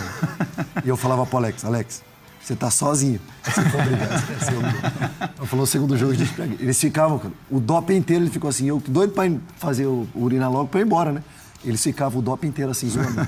Beleza, segundo jogo a gente... O treinador do São Paulo nessa campanha era o Oswaldo de Oliveira, que permaneceu pro ano de 2013, chegou na final do Campeonato Paulista contra o Corinthians do Fábio Luciano. Primeiro jogo você... Barreira, nossa, né? Era uma alegria, né? Era o Geninho, né? O treinador no Paulista de 2003. Porra, deram uma alegria aí. Fala aí, Kaká. Não, tô esperando. Vamos mostrar alguma coisa? Vamos mostrar alguma coisa? Aqui tem... É só falar que a imagem aparece. Ó o Fábio, ó. Esse é final, semifinal, final? Primeiro jogo da final. Final do Paulista. Do Paulista, essa? Foram 2 jogos de 3-2, né? 3-2 e 3-2 pro Corinthians. Isso aí. Na segunda partida, o Kaká não joga porque tá machucado. Se machucou no primeiro jogo, né? Isso. Deixar um abraço pro Luiz também, né? A gente tá vendo o Luiz Fabiano ali. A gente teve um evento com ele também. Fabuloso. Gente boa demais. E aí, no mesmo ano, o que também foi meio que sequencial, a eliminação pro Goiás na Copa do Brasil. Ó, mais um gol do Luiz Fabiano. Esse jogo terminou 1-1. E aí, as estrelas, as principais estrelas daquele time, como sempre acontece, né? Principalmente aqui no Brasil, acabam pagando o pato. Ricardinho foi alvo, Oswaldo também. Acho que nessa altura ele nem estava mais, já era a dupla Rojas e Milton. O Kaká também. E a gente tem uma entrevista do Kaká. Kaká tinha 21, 22? 22. Quer dizer, bem jovem ainda. E dá uma entrevista muito consciente com o momento de críticas, até puxando da carreira de histórias de outros jogadores em grandes clubes aqui de São Paulo. Vamos dar uma olhadinha. É necessário passar por isso, porque temos vários exemplos de craques aí que hoje já consagrados e que passaram por essa situação. Até por causa da situação que eu vivo hoje, levantar outros nomes que foi interessante, eu acompanhei, Rivelino é um caso. foi vaiado, criticado e hoje, por onde passa, é reconhecido pelo seu futebol. Então, tenho 21 anos, tenho muita coisa para aprender no futebol ainda e essa situação é nova agora. Que consciência, hein? Hã? Fui buscar o Rivelino. Deixa eu me garantir aqui, deixa eu me escorar. E esse foi um momento muito difícil na minha carreira e o primeiro, né, realmente, que tem a pressão e a cobrança direta em cima de mim. Porque antes foi o França. São Paulo viveu um período muito longo sem disputar Libertadores. Então a grande cobrança da torcida era para chegar na Libertadores. 10 anos sem Libertadores. E aí tem o França, foi um dos que foi cobrado antes dessa minha fase. Quando depois comigo eu fui alvo e depois o Luiz vira um pouco alvo das cobranças. Mas foi um momento assim que para mim foi importante de crescer, assim, de maturidade realmente, de entender, de entrar num estádio e ver essa torcida xingando mesmo, vaiando, você não pode errar e assim, você não pode errar e também não pode fugir. Você tem que entrar e se vira com o que tem. Isso me fez ter uma maturidade muito grande e aí também, de certa forma, abriu as portas para minha saída pro Milan. Isso, se eu não me engano, foi em abril, maio, né? E aí, julho e agosto, eu tô indo embora depois de um torneio com a seleção. O teu retorno ao São Paulo em 2014, 11 anos depois, acabou, além de você ter jogado bem, você até liderou durante um tempo aqui o nosso prêmio, a Bola de Prata, era o primeiro da Bola de Ouro. Teve essa recepção super calorosa no Morumbi, num sábado, né, pela manhã, com 25, 30 mil pessoas ali te recepcionando, e você faz o campeonato que faz, o brasileiro que faz, e com uma importância gigantesca também no entorno, fora de campo, no estímulo do elenco em geral. Era uma coisa que precisava acontecer. A tua história no São Paulo, como jogador, não poderia ter terminado daquele jeito como 2003? Para mim foi muito importante essa volta no São Paulo e terminar da forma com que eu terminei. A gente não termina como campeão mais uma vez, termina como vice-campeão brasileiro, mas uma campanha muito boa. Perde também a Sul-Americana no Morumbi, nos pênaltis. Atlético Nacional, Atlético Nacional. Mas o reconhecimento da torcida com relação a essa minha segunda passagem foi realmente a que eu gostaria de deixar e a imagem que eu gostaria de deixar com o clube pela história que eu tenho no São Paulo. Eu não tenho uma história no São Paulo de grande conquista. O título que eu tenho com o São Paulo é o Rio São Paulo. Mas tem um vínculo com o São Paulo muito institucional. De alguém que foi formado no clube e chegou no topo do futebol mundial. Então vai ter sempre esse vínculo e esse link com o São Paulo. Então, a minha saída em 2014, quando eu fui jogar nos Estados Unidos, ver o Morumbi inteiro aplaudindo, pedindo para que eu ficasse, e realmente deixar essa marca, esse legado no clube, para mim foi importante. E você se doa, acho que não só no que você falava fora de campo para os caras, mas a tua doação em campo era algo que visivelmente contagiava, né? Era o que muitas pessoas batiam na época, né?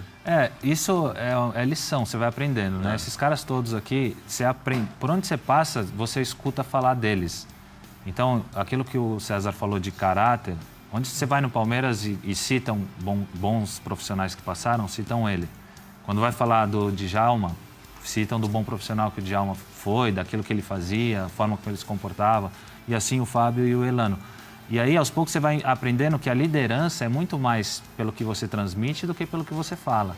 Então, eu posso chegar lá e comentar, e falar para o Ganso e para o Pato correr. Agora, quando eles verem que eu estou correndo, eu acho que a força e o impacto vai ser muito maior. Eu falei, é isso que eu vou tentar transmitir para eles. Em alguns momentos eu vou ter que falar também. Mas quando eles verem que, depois de tudo que eu conquistei, vou chegar mais cedo e treinar porque eu preciso para ter uma boa condição de jogo, acho que isso vai ser a melhor motivação para esses garotos. E aí, acho que, de certa forma, deu muito certo. Mais uma dividida, bem branda agora, com alguém que te influenciou muito, eu tenho certeza absoluta. Jogou com você em 2001 no São Paulo, acho que foi a terceira passagem dele pelo São Paulo. E teve, claro, influência direta na tua ida para a Itália, na tua ida pro Milan. Ele é amigo do Djalma aqui também, jogou no Flamengo como Djalma e vai participar do resenha agora. Pode rodar. Fala, mister!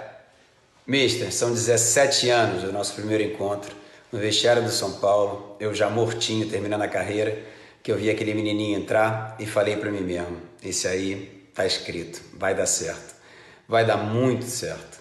E de lá para cá, uma trajetória brilhante a tua, que todo mundo já conhece. Entre a gente, muitos encontros legais, Panino Justo depois dos jogos, a tua bola de ouro, jantar em Paris, mas o que fica marcado para mim, que eu vivi com grande cumplicidade, grande emoção, é o teu primeiro jogo em San Siro. Depois de ter jogado alguns jogos fora de casa, a torcida te recebeu de uma maneira extraordinária. Eu acho que eles entenderam que aquela relação que estava nascendo seria eterna, como é. Aquele momento eu não esqueço nunca mais. Tudo de bom, um grande abraço, já nos veremos como sempre. E fica a minha admiração, a minha amizade. Eu gosto muito de você, você sabe disso. Valeu! Grande Leozinho. O Léo foi fundamental na minha ida pro Milan. E é legal porque tem duas fases. Uma é quando ele liga a primeira vez e fala, olha, o Milan tá de olho em você. E ele estava naquele momento de transição, estava jogando ainda, mas parando, virando dirigente. E ele me ligou e falou, o Milan tá de olho, gostaria que você soubesse disso. Ponto aí. Aí o Milan vai campeão da Champions. Rivaldo, Rui Costa, o pessoal que jogava ali no meio. Léo me derrubou os dois. Tá subindo no telhado, não vai. O Milan ganhou e campeão, time todo mundo bem, satisfeito. Pode ser que a gente te contrate, mas empreste para o Paris, enfim, vai ter que ter um bem bolado aí. Eu falei, Léo, tranquilo, tô bem, tô aqui, vamos ver o que acontece. Aí as coisas, eu vou para esse torneio com a seleção, Copa Ouro no México e Estados Unidos, e aí na volta o Milan vem com uma proposta oficial mesmo. A princípio tinha essa possibilidade de ser emprestado, mas eles falaram, não, você vem para cá e vai aprender com esses caras. Eu falei, a oportunidade é única para mim e realmente eu não vou deixar passar. Aí fui conversar com o presidente de São Paulo, e aí ele falou, olha, Kaká, o valor não é o que a gente gostaria, 8,5 milhões de dólares na época. Falou, não é o que a gente gostaria, mas vai depender muito de você, daquilo que você quer. Eu falei, presidente, quero, é a minha oportunidade. Sempre tive o sonho de jogar num grande clube europeu e acho que agora é o momento. E aí ele falou, olha, tudo bem, mas aí você tem que abrir mão de tudo que você tem para receber. Eu falei, isso aí realmente não é um problema, tenho muita certeza de que eu quero ir para lá agora. E aí ele, de uma forma assim, realmente muito carinhosa, fala, então a gente vai te liberar para você ser feliz lá. E aí, depois disso, tenho muitas histórias aí com o Léo, realmente. Ele participou de vários momentos da minha vida. E uma outra história interessante é que ele foi o primeiro cara que chegou na minha casa depois que eu neguei a ida para o Manchester City. Uhum. Porque o negócio do Manchester City estava muito quente, era meio da temporada, janeiro, e a torcida do Milan embaixo de casa, a galera gritando que não era para me vender, e momentos finais da negociação. E aí quando meu pai me ligou e falou, é isso aqui, decide. Eu falei, pai, não quero. Colocamos uma foto dele no armário. Colocar.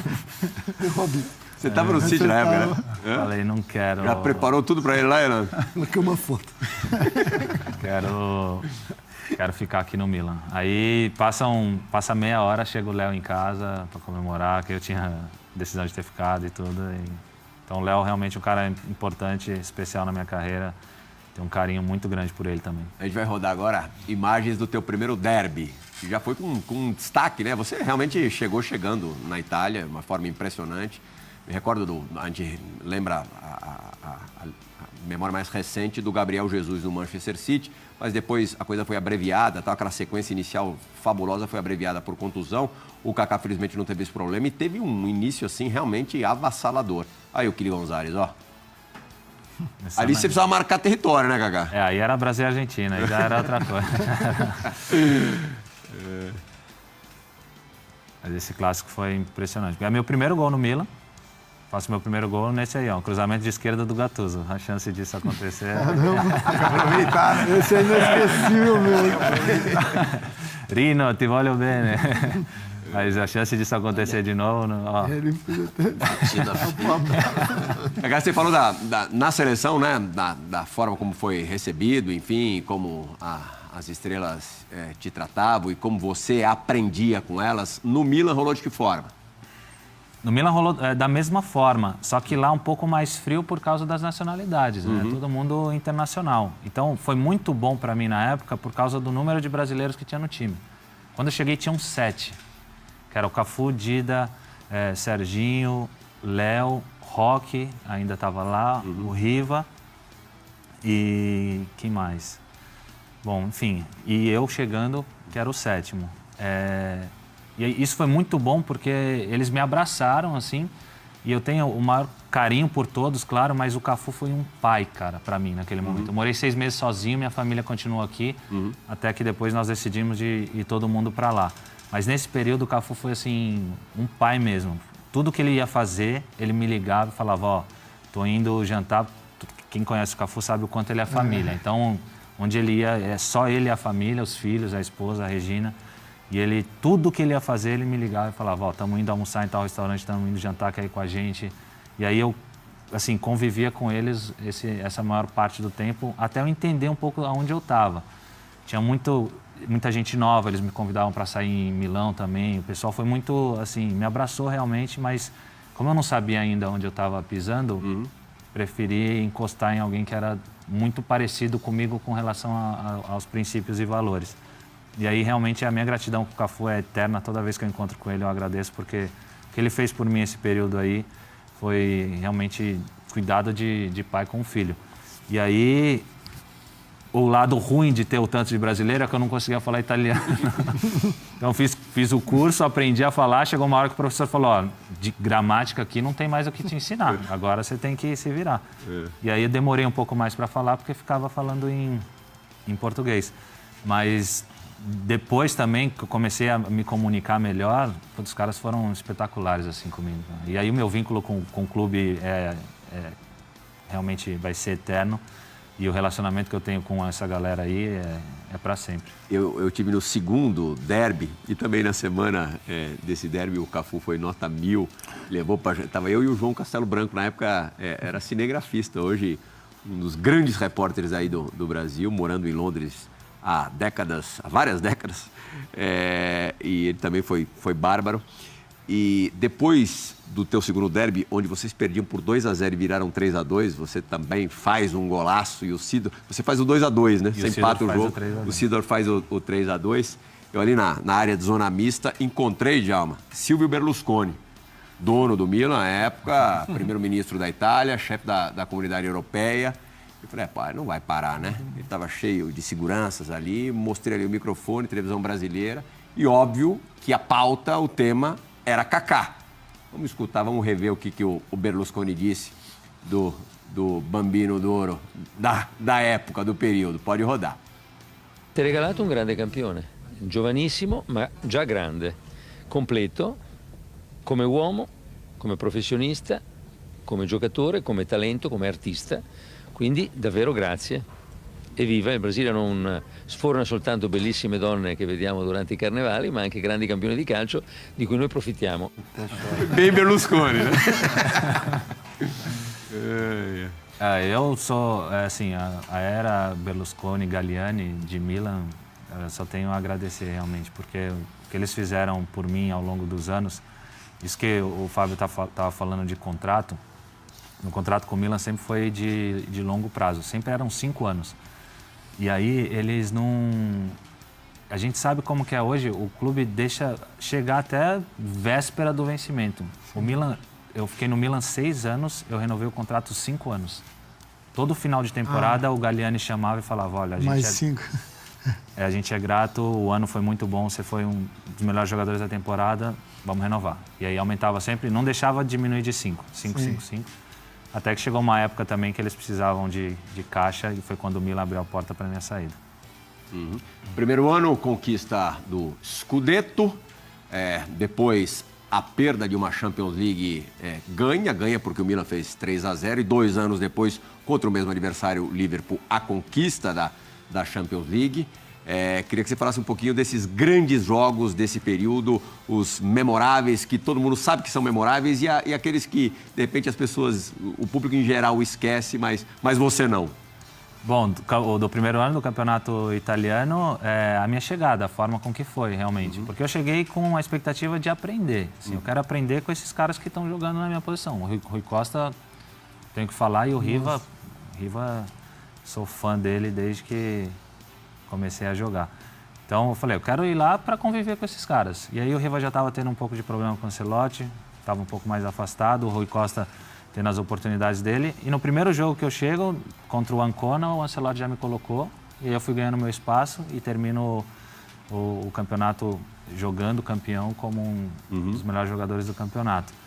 Aí tem essa final de Istambul, que para mim é uma das maiores lições que eu tive na minha carreira como jogador profissional. É uma das maiores derrotas, com certeza, também. É um jogo que a gente está ganhando de 3-0 no primeiro tempo. E aí... Você super bem no jogo, né? Foi um jogo que eu tava bem. O terceiro gol, não é um gol, é um passe, mas é um dos passes que eu guardo com o maior carinho também. Uma bola pro Crespo. E aí, no intervalo, muita gente fala que a gente comemorou título no intervalo. Todo mundo que está no meio do futebol sabe que isso não acontece, principalmente... Essa bola, né, que você fala? Essa bola. Pelo nome dos jogadores que estavam ali. Só que aí, volta para o segundo tempo, em 6 minutos eles fazem 3 gols. E assim, coisa que era praticamente impossível de acontecer. O Milan, uma das maiores defesas da história do futebol, que é o Dida, o Cafu, Maldini, Nesta e Serginho, Jan Kulowski. Era uma galera realmente, uma defesa muito forte, com o meio Pirlo, Gattuso, Seedorf, né? E na frente eu, Shevchenko e o Crespo. Então era um time realmente espetacular. E aí tem 6 minutos... Toma 3 gols. Na prorrogação tem um lance que o Shevchenko sobra uma bola de cabeça, que o Dudek faz uma defesa espetacular. Depois joguei com o Dudek no Real Madrid, perguntei para ele, falei, Dudek, como que você defendeu aquela bola? Ele falou, não sei. Eu também não sei, porque foi no reflexo. E aí nos pênaltis a gente perde para eles nos pênaltis. Mas a lição que eu tiro desse torneio aí foi que realmente... porque a gente aprende, principalmente discurso motivacional na beira do campo, vamos lá, vamos ganhar e tal. E aí, de certa forma, eu achava que jogando em time grande, assim, você tem um certo controle sobre a vitória. A defesa aí, ó. Essa defesa aí. E aí, nesse jogo, assim, eu tive realmente essa lição e aprendi que o controle, eu não tinha controle nenhum sobre ganhar ou perder. O que eu podia fazer era aumentar minhas chances de ganhar, ou aumentar minhas probabilidades.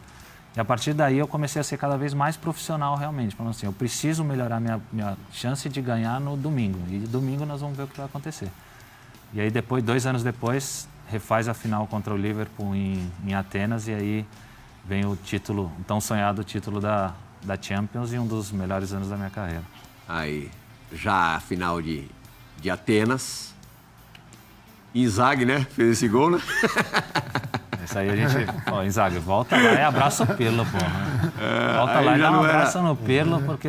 Já não era o Dudek, era o Pepe Reina, hoje goleiro do Napoli, espanhol. Você tem participação no segundo gol, não é isso? Esse aqui. Aí, dá pro Inzaghi.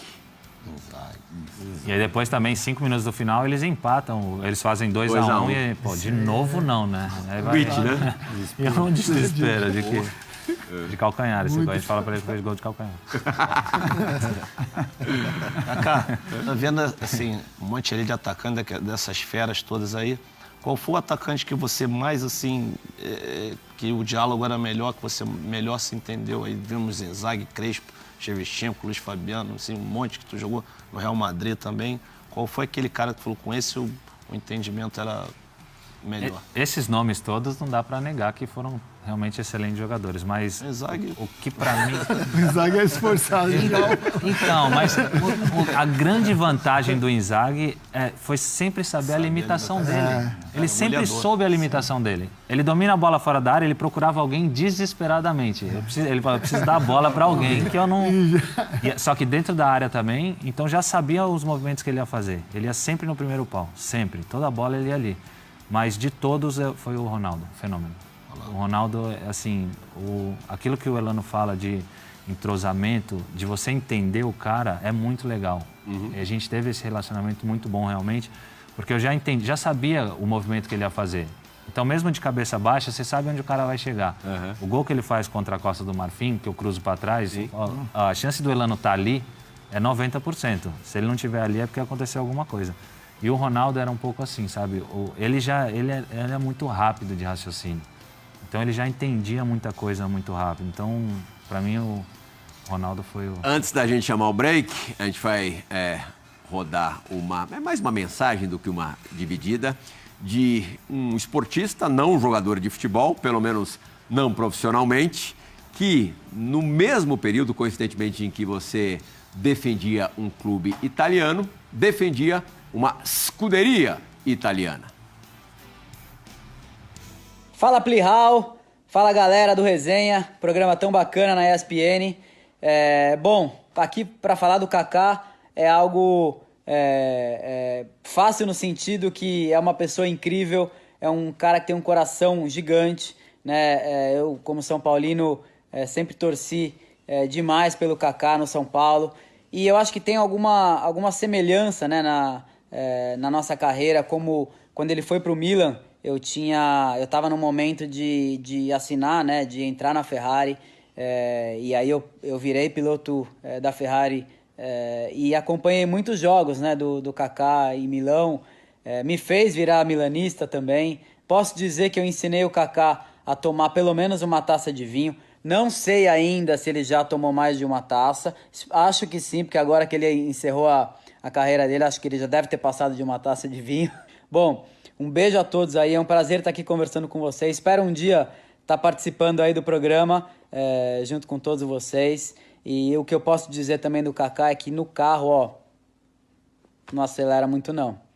Mas valeu, um grande beijo a todos vocês. E parabéns, Kaká, tamo junto, irmão. Parabéns, obrigado.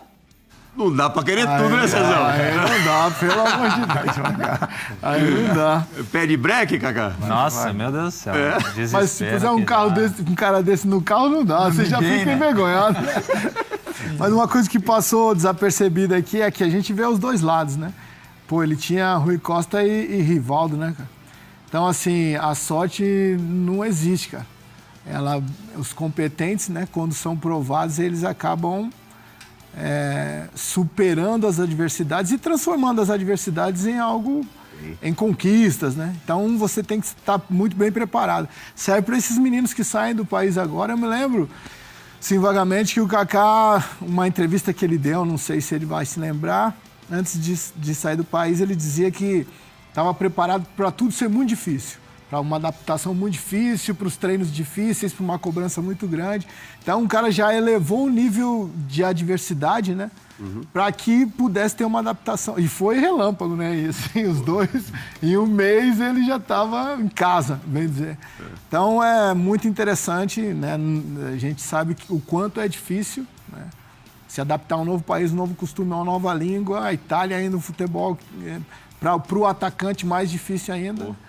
Então é legal, é interessante você ver essa história construída. Espero que os meninos que estejam assistindo possam aprendendo bastante aí. Preparem-se, senhores, prepare-se, Kaká. Um rapidíssimo break, a gente já volta com muita história boa e muita resenha pela frente. Vão agora apertar de verdade o Kaká. Por enquanto tá fácil para ele, mas vai ficar difícil. A gente volta já.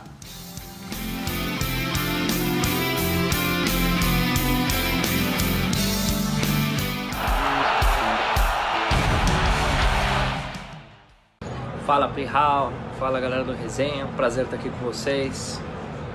Direto do estádio Santiago Bernabéu, semifinal da Champions League, Real Madrid-Bayern. E bom, obrigado pelo convite, um prazer poder dar um oi pro Kaká, grande amigo, principalmente grande pessoa, né? Vou contar uma história dele rapidinha. Aqui em Madrid, na primeira semana que ele chegou, ele ficou na casa do Ronaldo. E nos primeiros dias, ele estava um pouco... precisava um pouquinho de ajuda, né? Eu dava uma força para ele em tudo que ele precisava. Então eu lembro que um dia ele estava em casa e de repente, acho que era meia-noite, por aí, ele me liga, todo assustado, por favor, vem pra casa. E eu fiquei, caramba, o que aconteceu? Será que roubaram? Aconteceu alguma coisa? Aí eu chego lá, ele tava todo assustado e ele tava muito preocupado porque ele tinha encontrado uma arma na casa do Ronaldo. Ele falava que era perigoso, que a polícia podia chegar lá, então ele estava muito preocupado. E no fim das contas era um revólver de chumbinho. Armou maior confusão e era um revólver de chumbinho. Kaká, te amo, cara. Abração aí pra todo mundo. Valeu, Pirral. Grande Calafate. Esse é outro, cara, que assim, a gratidão que eu tenho por esse cara, porque o período que eu tive na Espanha já não foi um período fácil. E, assim, a ajuda dele foi fundamental para mim. E essa história realmente é fato, porque eu achei em cima de um armário lá uma arma, cara, toda camuflada, com silenciador na ponta. Falei, Júnior, vem buscar isso aqui agora, porque se a polícia bater aqui, até eu explicar que essa arma de quem que é. Aí ele passou lá, pegou a arma e levou embora, e depois ele falou, relaxa que isso aí é chumbinho. Ele contou para mim uma história também de quando o pai dele, pai do Júnior, se adoentou. Você foi super importante, essa ajuda que ele te deu no início de Madrid, depois mostrou-se recíproca, você foi muito ponta firme com ele. O pai dele acabou passando por um problema de coração muito sério, veio fazer um tratamento aqui no Brasil. E aí meus familiares, procurou ficar próximo e ajudar. O Dr. Almir também foi um cara espetacular aí que ajudou durante todo esse processo. Depois, infelizmente, veio a falecer o pai do Júnior, mas o período que pôde ajudar, realmente foi feito tudo por ele. A gente está vendo aí, Kaká, viu primeiro, né, as imagens da sua apresentação no Santiago Bernabéu super cheio, milhares e milhares de pessoas.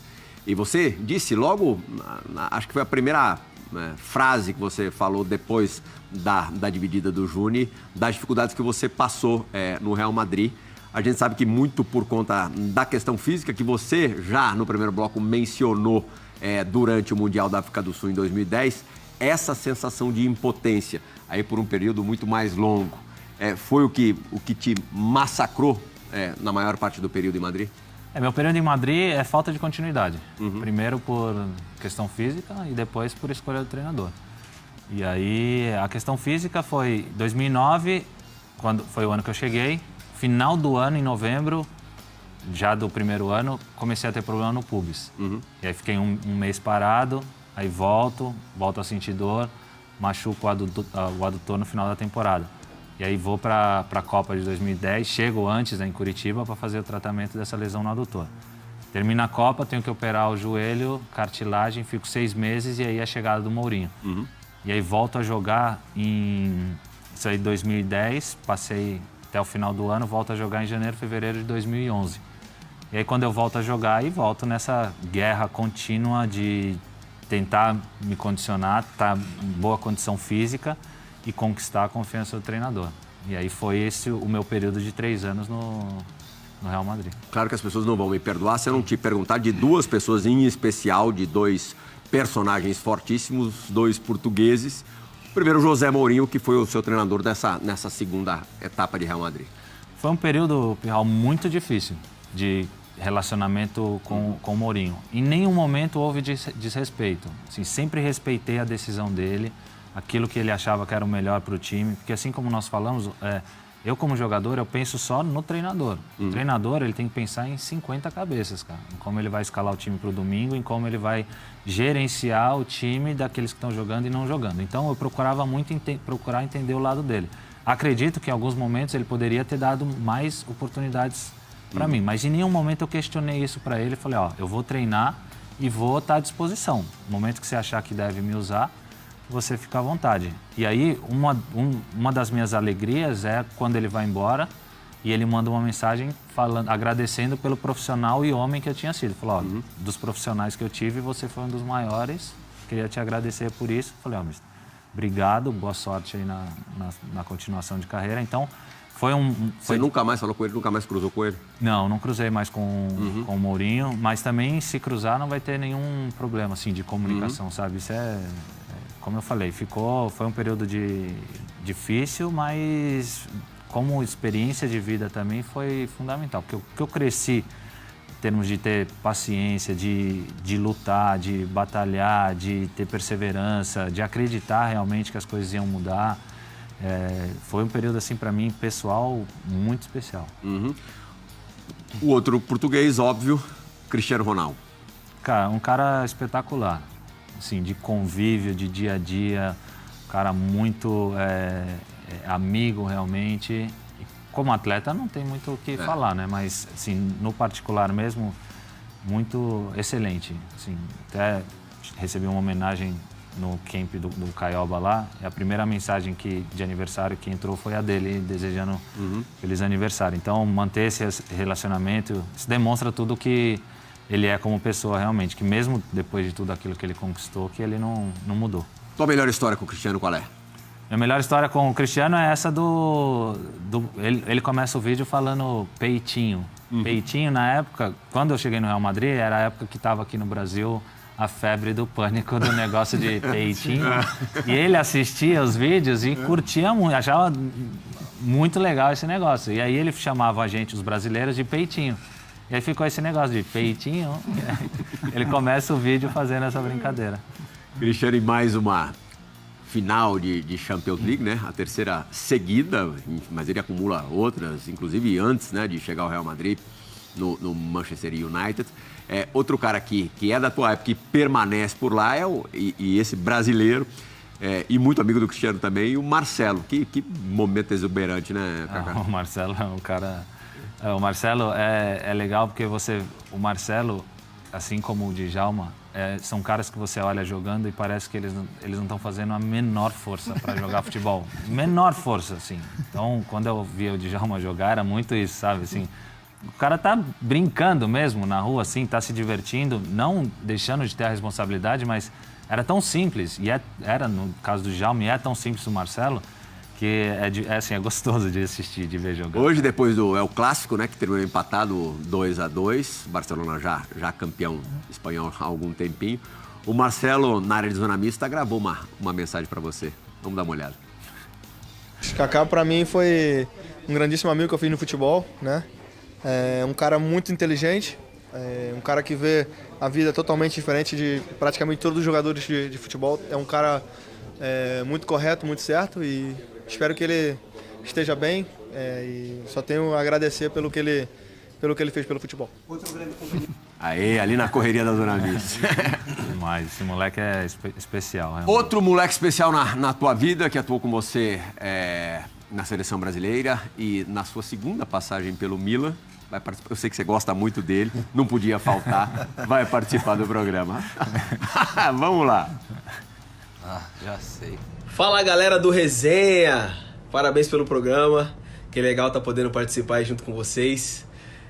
Pra poder falar desse irmão, Kaká. Ixi, contar uma história com o Kaká. Eu tenho mais de uma, né? Tive a felicidade de jogar com ele muito tempo na seleção e alguns anos também no Milan. Vou contar uma história que a gente estava com a seleção brasileira e nós estávamos atrasados no elevador. Aí tava eu, o Kaká, e tinha um velhinho, e eu achava que esse velhinho que era de outro país. Eu não sabia que ele tava entendendo o que a gente tava falando. Aí eu comentei com o Kaká. Falei, caramba, Kaká, esse velhinho aqui tá apertando todos os botões do elevador, velho. Ele vai fazer a gente ficar parando de um em um, a gente tá atrasado. Aí o velhinho respondeu, eu só queria achar o número 1. Kaká começou a rir da minha cara. Lembra disso, Kaká, do elevador, moleque? Eu tava ciente que o velhinho era americano, sei lá o que ele era, mas ele tava entendendo tudo. Um abraço, galera do Resenha. Que Deus abençoe vocês aí. Kaká, te amo, irmão. É nóis, tamo junto. Ai, cara, imagina o que esse senhor não ouviu, hein, Zezão? Cara, esse é um moleque que todo time tinha que levar, óbvio. Tinha que ter um desse, porque a alegria dele é contagiante em todos os momentos. Minha segunda passagem pelo Milan, ele estava em altos e baixos com Alegre, né? Mas ele nunca perde essa alegria, essa palhaçada, ele sempre fala alguma coisa. E aí a gente concentrava junto em Milão. E a gente ficava mandando uns vídeos provocando o Elano estava no Flamengo, e a gente ficava provocando o Elano e enchendo o saco. E aí a gente ia dormir e eu recebia umas caixas de chocolate de um patrocinador. Eu deixava em cima do armário. Aí eu acordava 3, 4 horas da manhã, tava o Robinho lá, ó, mexendo na caixa e comendo chocolate à noite. Eu falava, ei, neguinho, brincadeira, hein? Mas ele é demais, cara. Especial esse moleque também. Conta uma boa do Robinho aí, Elan. Vixe. Uma só, vai. A seleção, isso aqui, esse cara... É a época dos instrumentos, né? Ele e o Júlio Batista, ele ficava usando... Ele desafinava o banjo pra dar pro Júlio Batista afinar. Não, mas conta por quê? Porque o Júlio é muito dedicado. Ele sempre foi muito dedicado nas coisas dele. Então, ele pegava o banjo, ele ia pro quarto, pegava as músicas, imprimia as letras e ficava afinando o banjo e treinando as letras. Aí a gente ficava enchendo o saco do Júlio que ele só afinava o banjo. E aí ele chegava no ônibus e o Robinho tomava. E aí o neguinho, ele ia pro treino e voltava, acordava, ia pro almoço tocando. Chegava uma hora que a gente falava, Robinho, nós vamos queimar os instrumentos, velho. Ele começava a música, a gente começava lá atrás. Vamos queimar os instrumentos. Ele queria matar eu e Kaká. Com vocês dois, fora do samba. Sai, sai. Só que tá do Santos é a melhor, né? Do Leão. Que ele coloca os celulares pra despertar. Né? Ele passa e fala, rapaziada, o Leão tomava os celulares nossos. E aí ele falou assim, ó, todo mundo coloca o celular despertar a cada 15 minutos. E o Leão levou o saco de celular. O segurança entregou o saco de celular pro Leão. Você imagina. Cada jogador tinha 2 celulares. A cada 15 minutos despertava um celular, pô. Levantamos no outro dia, meio-dia. Concentrava eu e o Robinho nessa época. Aí levantamos no outro dia, meio-dia, velho. O Leão com a cara desse tamanho assim. Ó. Ele falava assim, ei, professor, dormiu bem? Imagina o Leão. A 15 minutos o celular despertava. O Leão com a cara assim. E entre outros, né, do Santos. A juba do Leão tá... Não, imagina, meio-dia. Leão sem dormir a noite inteira. Que pena que a gente tem que correr. Agora, a mensagem de um funcionário, Ricardo Izexo do Santos Leite. Pode rodar. Salve, galera do Resenha. Salve, Kaká, meu chefinho querido. Um prazer estar falando com vocês aí, um dos maiores programas esportivos aí da TV brasileira. E me pediram para contar uma história curiosa com o Kaká. É difícil, né? Porque o Kaká não é de aprontar muito. Mas às vezes, né? Ele dá umas escapadas aí. Não, sacanagem, chefinho não apronta não. Mas não sei se vocês sabem, mas eu já tive a oportunidade de ir pra balada com o Kaká. Olha que momento através da minha carreira que eu já fui pra balada com o Kaká. E ele gosta muito de Jorge Mateus. A gente foi no show do Jorge Mateus aqui em São Paulo. E vocês têm que ver como é que é o Kaká chegando na balada. Parece que você olha assim um alvoroço, você fala, vixe, tá acontecendo alguma briga? Não, é o pessoal em cima do Kaká, principalmente a mulherada. Aquela época eu tava solteiro, né, chefe? Mas ele é um perfil tranquilo. Vou falar que eu desfrutei um pouco dos rebotes do Kaká. Mas enfim, ô chefe, eu queria que você contasse. No caminho, quando a gente tava indo pra balada, a gente parou o carro do lado de um outro carro que tava cheio de mulher. O que eu pedi pra você fazer, chefe, e como é que foi a reação desse outro carro aí? Conta pra gente aí, fechou? E ó, tô esperando o convite pra ir aí no Resenha, hein? Gosto demais do programa de vocês. Tamo junto, rapaziada, é nóis. Bruninho, esse moleque é demais, cara. O Fred realmente é uma surpresa muito agradável que aconteceu lá no Desimpedidos. Cara, o canal já é muito... o que cresceu, o que tem sido... esse canal pra mim é muito bom. E o Fred foi uma das excelentes surpresas que a gente teve por lá. Carisma puro. Carisma puro, super desenvolto, todo mundo gosta. O moleque é muito bom.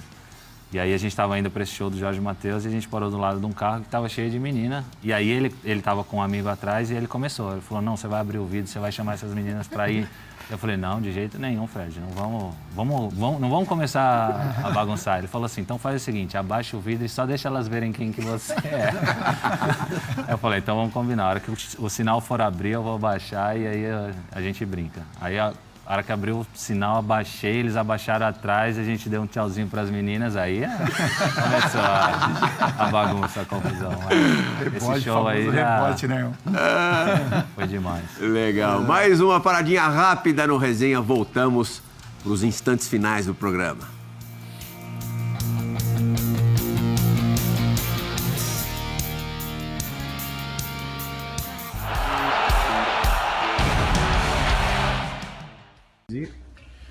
Fala, Dé! Fala toda a galera do Resenha. Pô, obrigado pelo convite, uma delícia estar participando aí de novo com vocês, ainda mais para falar do meu irmão, desse meu grande amigo, Kaká, que foi eleito o melhor jogador do mundo, que foi campeão do mundo, campeão em todos os lugares, praticamente por onde ele passou. mas que nada disso se compara ao tamanho da pessoa que é o Kaká. E quem tem a oportunidade de conviver com o Luca e com a Bela, os filhos do Kaká, com o tio Bosco e com a tia Si, os pais do Kaká, com o Digão, meu irmão, Digão, um zagueiraço, entende que você é merecedor de tudo isso, Kaká. Que você tenha muito sucesso nessa sua pós-carreira, seja o caminho que você escolher, tenho certeza que você vai ser muito feliz. Agora, já que eu te elogiei bastante, eu quero que o Elano, que o Fábio Luciano, que a galera aí do Resenha, te coloquem na parede, porque, todo mundo acha que ele é bom moço, que ele é bonzinho. É nada. Isso aí é o maior tirador de sarro que existe do futebol mundial. Esse Kaká não vale nada. Pede pra ele contar as histórias dos gigantes da Resenha, o que ele fica fazendo com a turma lá. Beijo, prazer falar com vocês. Já estamos no estouro, estamos nos acréscimos, Fabião. Vai, aperta o Kaká pra gente finalizar. Com relação a isso que o Caio falou? Realmente é a verdade.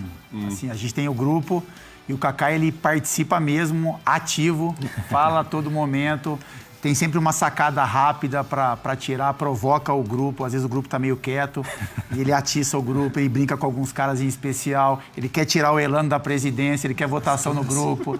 Então, assim, é bacana tê-lo, né? O cara, que é isso que eu falo, a gente tinha uma outra imagem, né? As pessoas às vezes têm essa imagem, é um cara super sério, super responsável, mas a gente que tem o prazer de estar em contato com ele todos os dias, é um cara super divertido também. Eu só quero contar um bastidor rapidinho do Caio, porque demorou para mandar o vídeo, porque ele falou que ele tinha que cortar o cabelo. Ele falou, eu vou ter que cortar. Ele mandou em cima, porque eu vou ter que contar. Ele falou, eu tenho que cortar o cabelo, porque senão vocês vão falar meu apelido ao vivo. Fica à vontade. Não, pode falar, o Kaká fica à vontade para falar. O Caio deixou pingando a bola. Deixou pingando. Vai. Falando que eu zoo, eu vou zoar agora, cara. Agora eu vou revelar o teu apelido lá. Fala? Não fala. Não? Fala? Pode falar? Pode. Presidente, pode falar? Pode falar. Pode. Caio é nosso ursinho bananão. Pra gente agora terminar mesmo, Kaká, um passarinho rubro-negro me contou que logo depois de você sair do Orlando City, na verdade ali já no período final do contrato, existia uma possibilidade de você vestir a camisa do Flamengo. Isso realmente aconteceu? Não, teve uma sondagem. Teve uma sondagem ali do Flamengo com o meu pai, né, com o meu irmão, que são as pessoas que cuidam aí da minha carreira. E aí nós deixamos em aberto a minha decisão, né? Estava muito pendente daquilo que eu ia decidir primeiro para depois voltar a ter uma conversa, mas sempre ficou muito claro também que a minha prioridade numa volta seria o São Paulo. Mas em todo esse momento de decisão foi a minha escolha pessoal primeiro, se eu gostaria de continuar jogando ou não.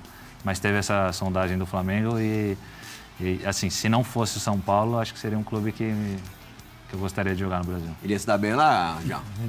Vou até revelar, tanto ia se dar bem que essa sondagem é antiga. Uma pessoa ligada ao Flamengo me pediu para entrar em contato, eu entrei em contato com o pai do Kaká, mas isso já faz tempo, na época que ele ainda estava no Real Madrid. E aí o Kaká estava muito feliz, não estava pensando em voltar, mas com certeza cairia muito bem no Flamengo, muito bem mesmo. Não era para ser mesmo. Melhor, né? Fabião, descansar e obrigadíssimo. Elano, Lomismo, Cezão, valeu, meu velho. Tamo junto. Djalma, ótima semana. Amanhã de manhã nós temos uma gravação, hein? Fábio, Djalma. O trabalho continua. Uma nova atração dos canais ESPN, uma nova série que vem aí. Kaká, não sei nem como te agradecer. E esperamos você domingo que vem, tá? Aqui de volta. Pra cadeira, né? Pra manter a cadeira. Deixa eu manter a cadeira. Obrigadão, Kaká. Obrigado a vocês, excelente. Muito bom. Obrigado pela homenagem. Legal. Gente, uma ótima semana a todos. No domingo que vem a gente tá de volta. Tchau, gente. Boa noite.